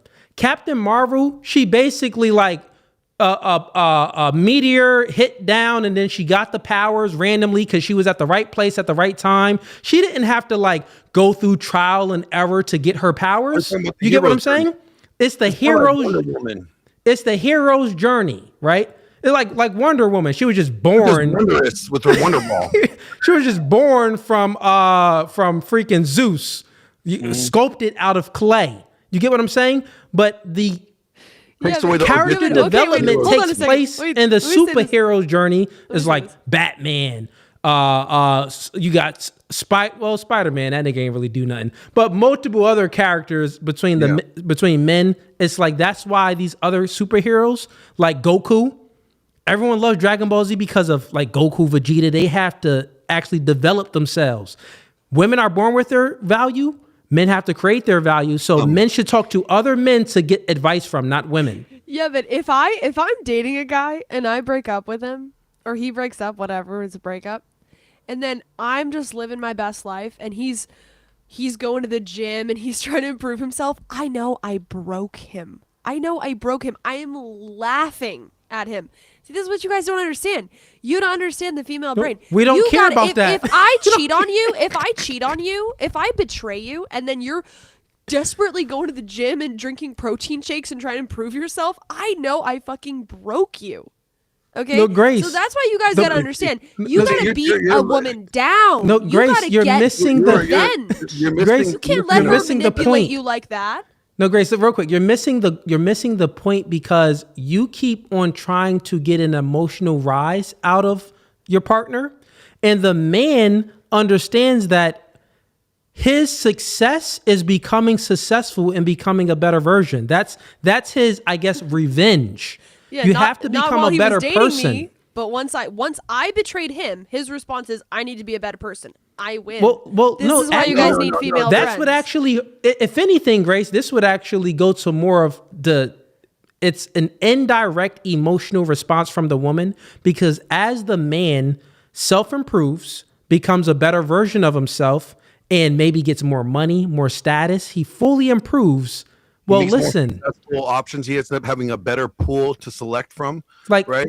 Grace, that chick is because gonna I be made crying. him feel small, and the response should be, you know what, bitch? I'm gonna make you feel small. I'm gonna call up my female friends, and they're gonna tell me what's going on and how to get back at you. Why? Rather than sitting Why there do that? Like, I could desperately level- trying to make like, I could myself level better up. after someone else did me wrong. That you're No, the playing thing into is, her what you- frame. She's no, winning. it's actually not. She's winning. You're missing the point, because like, let's say you expose this, like he's not where he think he's at, right? So now he comes to the realization, because you're basically holding up a mirror. You cheating on him could be looked at as you're holding up a mirror to his current status. So he thinks he's somewhere where he's not. Okay, so now he has to deal with this reality. You cheated on him. He doesn't want to be with you no more. So you guys break up. And he's like, damn, I'm not where I thought I was. So now he levels up, and then he gets better caliber of women better than you, gets in a better career state, financially, and overall just levels up. You are still back down here where he left you. And then now he's up here. Now he surpassed you. How is that not better revenge? I'm Because not now even you're saying gonna be this to looking at the troll. girl that he's- I'm You're gonna really be looking at the girl that he's with now and be like, she has the lifestyle that I should have. Yeah. And I'm not saying this to troll. I'm just saying a guy who gets cheated on and doesn't beat that bitch down, but like focuses on himself. Is like you may as well. That's It's like better, taking Grace. candy from a baby. It's like, okay, that guy is gonna be No. so low self-esteem. Grace, you He's know why you look desperate at for things like that? Because the validation. no, You look, are listen, making Grace. yourself incredibly The female weak to mind, women. Grace, the female mind views things from short term. You're looking to get like a short term benefit. I'm So, telling you listen, how no, the female mind works. No, Yes. Grace, I understand This the is why female you mind. need female friends, because No, you guys Grace. didn't think about this, did you? No, Grace, no, stop it. We understand the female mind so much, and you don't understand your own mindset. You're only looking at the short term gain. Meaning, well, if I break up with him and he starts self-improving, oh, he's a loser. Look at him. I got him working out and trying to self-improve. Yeah. That's short term. Listen, Grace, that's short term. We're speaking long term. The benefit of when he actually does get more in shape, he becomes more successful, he gains more status. The byproduct of that chick is going to see him with another chick living a better lifestyle. She's going to be even more miserable. So that's the real revenge. And the revenge is not getting better and becoming a better version of yourself to get your ex mad. No, you're doing that for yourself. Yeah. Yeah, but you're doing it because a woman. No, hurt it's not you. because a woman. And so at the end of the day, That's for you're in a woman's self-improvement. frame. No, it's absolutely not. Yes, It has nothing to do with If the guy chicks, would've been Grace. in the woman's frame, then he would have never left her to begin with. He would have just accepted the cheating, like, oh, okay, this is how it's supposed to be. Exactly. But real quick, What do girls do when they get hold cheated that on? hold They that key the thought. guy's Let me get car. to some of these chats. Hold that thought, because the chat asking me to read some of them, right? A woman gets cheated on. We don't say, Grace, "Oh, I gotta hold the improve thought. myself." Just hold it, Grace. Grace, hold the thought. Let me get to some of these chats real quick. So, where we at real quick? We got Tim M. joined a membership. Okay, I read that one already. We got a PR sends in $20. I appreciate the support, man. He says, dang, move on to someone else. This is dragging on too long. I run this. We got CE Meg sends in $10. Says, feminist women use feminist men for their examples in an argument. That is true. Thinking that's the norm for men. This is true. We got a PR again says in $10. Feminists use at CE-Meg in a lot of their arguments. Yeah, man, that's pretty much what they do. And then we got Witkid Dreams. He says the goalpost for Grace is the equivalent of accountability to women. And then we got PR joins Mob Tie. Shout outs to you, PR. All right, Grace, you was gonna make a statement, right, or a point? Go ahead. And then I guess we'll move on after this. I'll ask you guys this. Okay. Glenn, I'm seriously not trying to be personal about this. I'm just trying to illustrate something. How do you guys think that women see vasectomies? Do you think it's like positive, neutral, or negative? I really don't care what women see vasectomies are like. What would you think if you had to guess? Well, Grace, you're confusing it. Men don't base their thinking around or their actions around how women think. No, so you base it. I'm just asking. You said that you know how women think more than I do as a woman. So go ahead and tell me what women think about vasectomies. Well, if it doesn't benefit us, there's no reason to. We don't care how the woman thinks if there's no benefit. You cannot theorize as to what a woman might think about X, Y, and Z. It don't matter. There's no benefit. Okay, if a guy says, okay, how about this? What do you think about women who, what do you think women think about men who say, get a vasectomy, it works out great? Like Rollo Tomasi, I think, was one of those guys. What do you think, how do you think women It was context behind it, though. Yeah. Do you know the context behind Rollo Tomasi saying it? Nope. He said the quickest way to become a high value man is to avoid family creation, get a vasectomy, work on your network, level up, learn game, hit the gym, right? Like basically saying anything that would be a detractor or distraction from you that's going to cause you to put energy elsewhere rather than you focusing on leveling up. And he and how do you think women see a guy who says that? And he wasn't saying this is his, his prescription. He's saying this will be the quickest way to do so, right? He's not saying it's the optimal way, not the suggested way, not the best way. He's saying it would be the quickest way.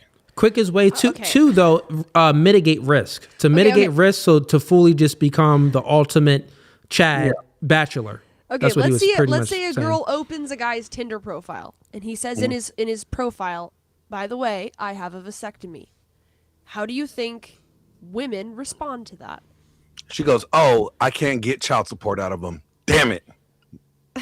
Okay, Cooley, what do you think? Yeah, that'll be it too. That's it? Yeah. Yeah. Okay, most of these chicks don't want to have kids how anyway. Women think. Chat, what do you think a woman's response to a guy who says he has a vasectomy in his Tinder profile would be? It doesn't matter. Grace, get to your point. Grace, what's the point? Well, neither of you understand how women work because Grace, what's the point? Our response. That is not our response Grace, at all. What this is the why point, men though? need female friends because you don't understand how we But think. okay, we need female friends for what point? What's the point of it, though? We don't care about the response. What's the point of the response? Saying that he has a vasectomy in his profile on Tinder is not, oh no, I can't get child support. It's this guy emasculated himself.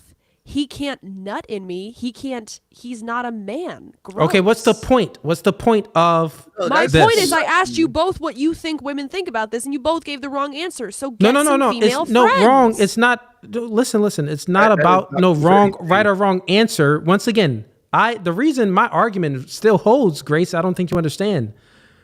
It's not in a man's best interest to be platonic friends with a woman because he gets no benefit out of it. What's the point? You go ahead and say, point is, no, listen. You go might ahead not cut your balls off, Grace, okay? no, or whatever. wrong. Get a vasectomy. No guy. There guys, you go. She might tell you, aren't- hey, you know what? Actually, women don't like that. Grace, But go we've listen to never Rollo told Tomasi. any He'll guys. tell you, right? Snip away. No, Grace, Gotta go. we've never told any guys to get a vasectomy. She just left. Just dumb. Yeah, that was a dumb argument. Because here's the thing. Right? If a guy chooses to get a vasectomy, he does so for a reason, right? Like me, I already had my kids. I had a boy and a girl. They're grown. I didn't want no more. That was a choice that I made. That's a guy living in his frame saying, this is what I want for my life. So that to me is not worried about what a woman says whatsoever. Yeah, she doesn't understand that men, we are analytical thinkers. We like problems to be solved. We're looking for we need we're looking at things like, well, what's the point? Like when we're hanging out, well, what's the point of hanging out? We're not just gonna hang out to hang out. It needs to be like some type of point. So there she says, well, how would girls think about if a guy Tinder profile says he has a vasectomy? Well, we don't give a freak what the woman thinks about. What's the point to the woman thinking? She gave no point to the woman thinking it. She just says, well, the woman is going to think this.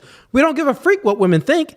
If our actions was determined based off of the thinking of the woman, we would be beta men. This is why the chat even pointed it out and said all of her arguments is for beta males. It's for beta males. Men that care about what women think. No, we don't care about what women think.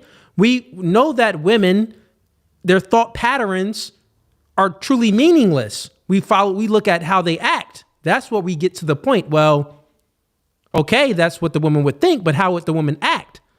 Most women, even if they seen that the guy had vasectomy in his Tinder profile, she's still gonna look. She's still what guy is gonna put that? But at the end of the day, let's just say it's there. Those girls are still gonna give up that vagina. They still gonna let him smash. So the point would be actually, it's probably easier for him to smash. Oh yeah, they're not worried about. Oh, I'm not gonna get pregnant. Yeah. Oh, I'm not gonna. Wait, I can get off of birth control with this man. He's the perfect friends with benefits. Let me message him back. Hey, Cuddy buddy, for real. Right? But see, like what I was gonna get at is like it's contextual, right? Like you could have a female friend that is contextual. You're friends with her in this sphere, right? Like it's like somebody you could operate with in this sphere, but it's not like unilaterally where you go across the board with her as a friend, right? Like, okay, for example, like my co-host, she's a female. Yeah. Well, we operate great in that sphere. We don't go to the gym together. We don't talk. I talk to her husband all the time. Yeah. But it's our friendship is here. Yep. Like it's not everywhere. It's business. It's business. It's contextual. Yep. That's and nothing where is a platonic friendship, but it has to be contextual. Yeah, and I 100% agree with that. And we got Leah says, "Pew, coolly. I was afraid we were gonna have another incident." Yeah, man. She came on stream. Yeah, she came on stream and she tried to like sex play my audience, and she changed her camera and the camera was on her panties.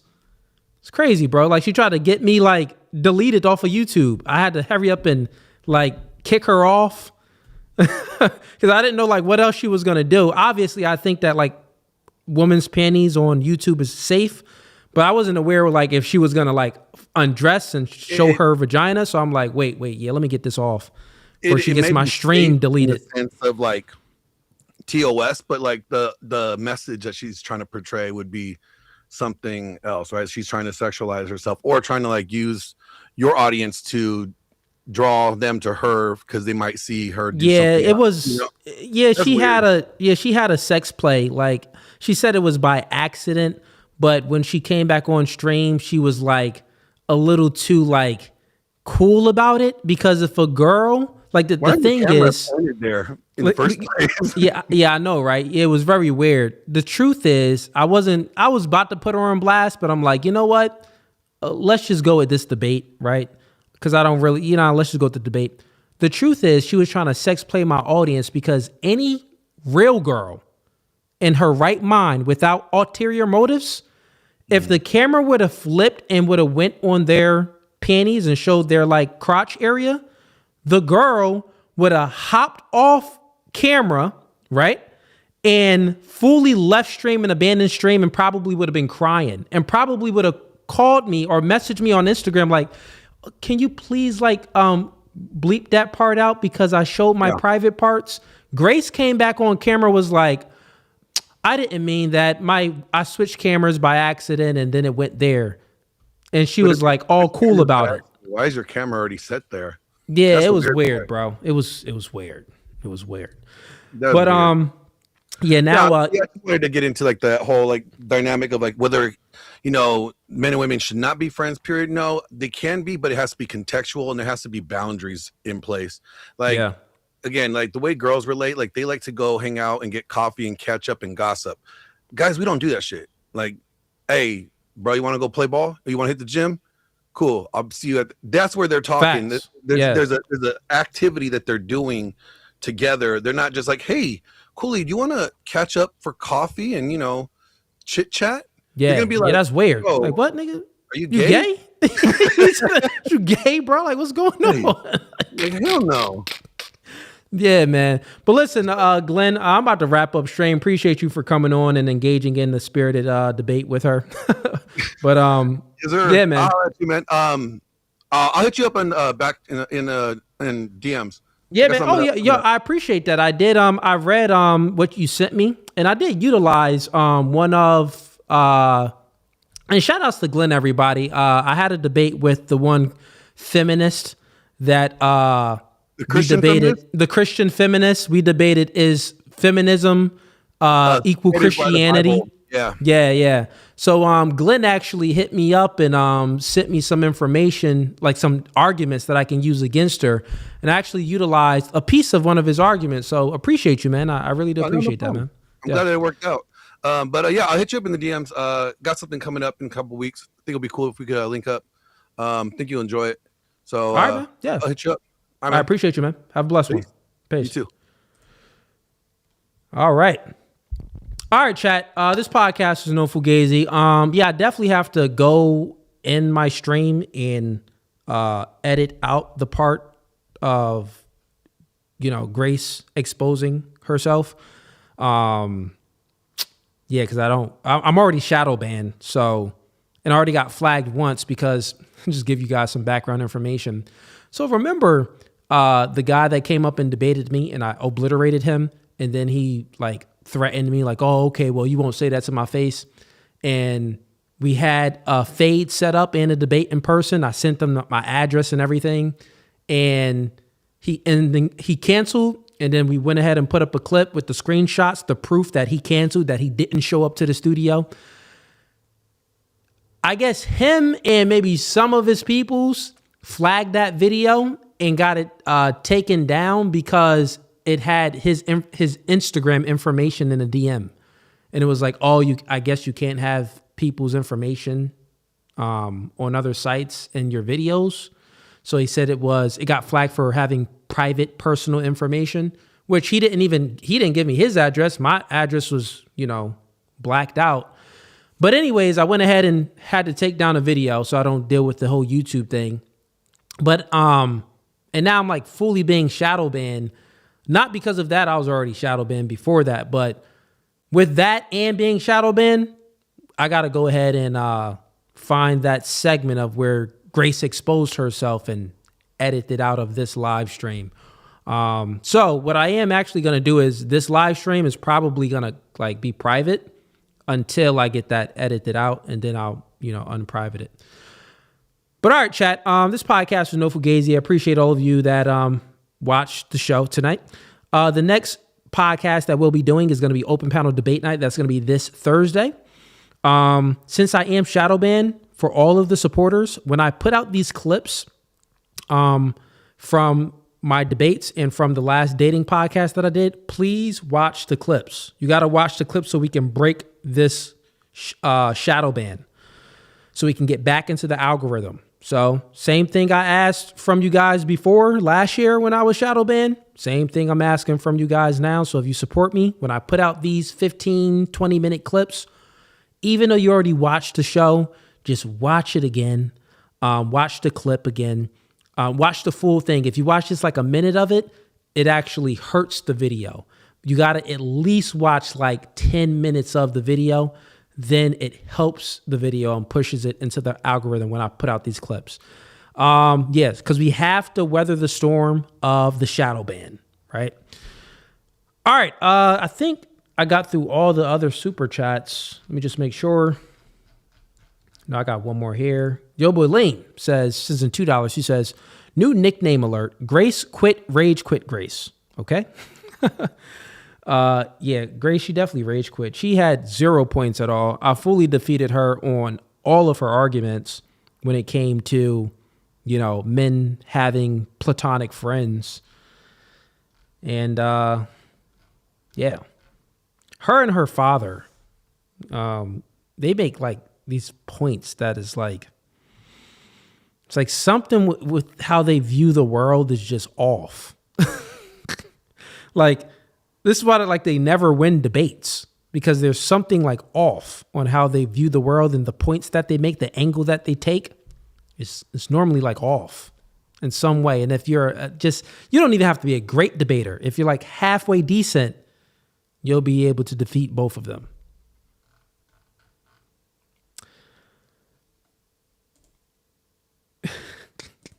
Yeah, funny, man. Yeah, I think I defeated her like 3 or 4 times already, but hey. All right, I'm out of here. Appreciate y'all. Peace. Get the likes up before you go too. Fugazee.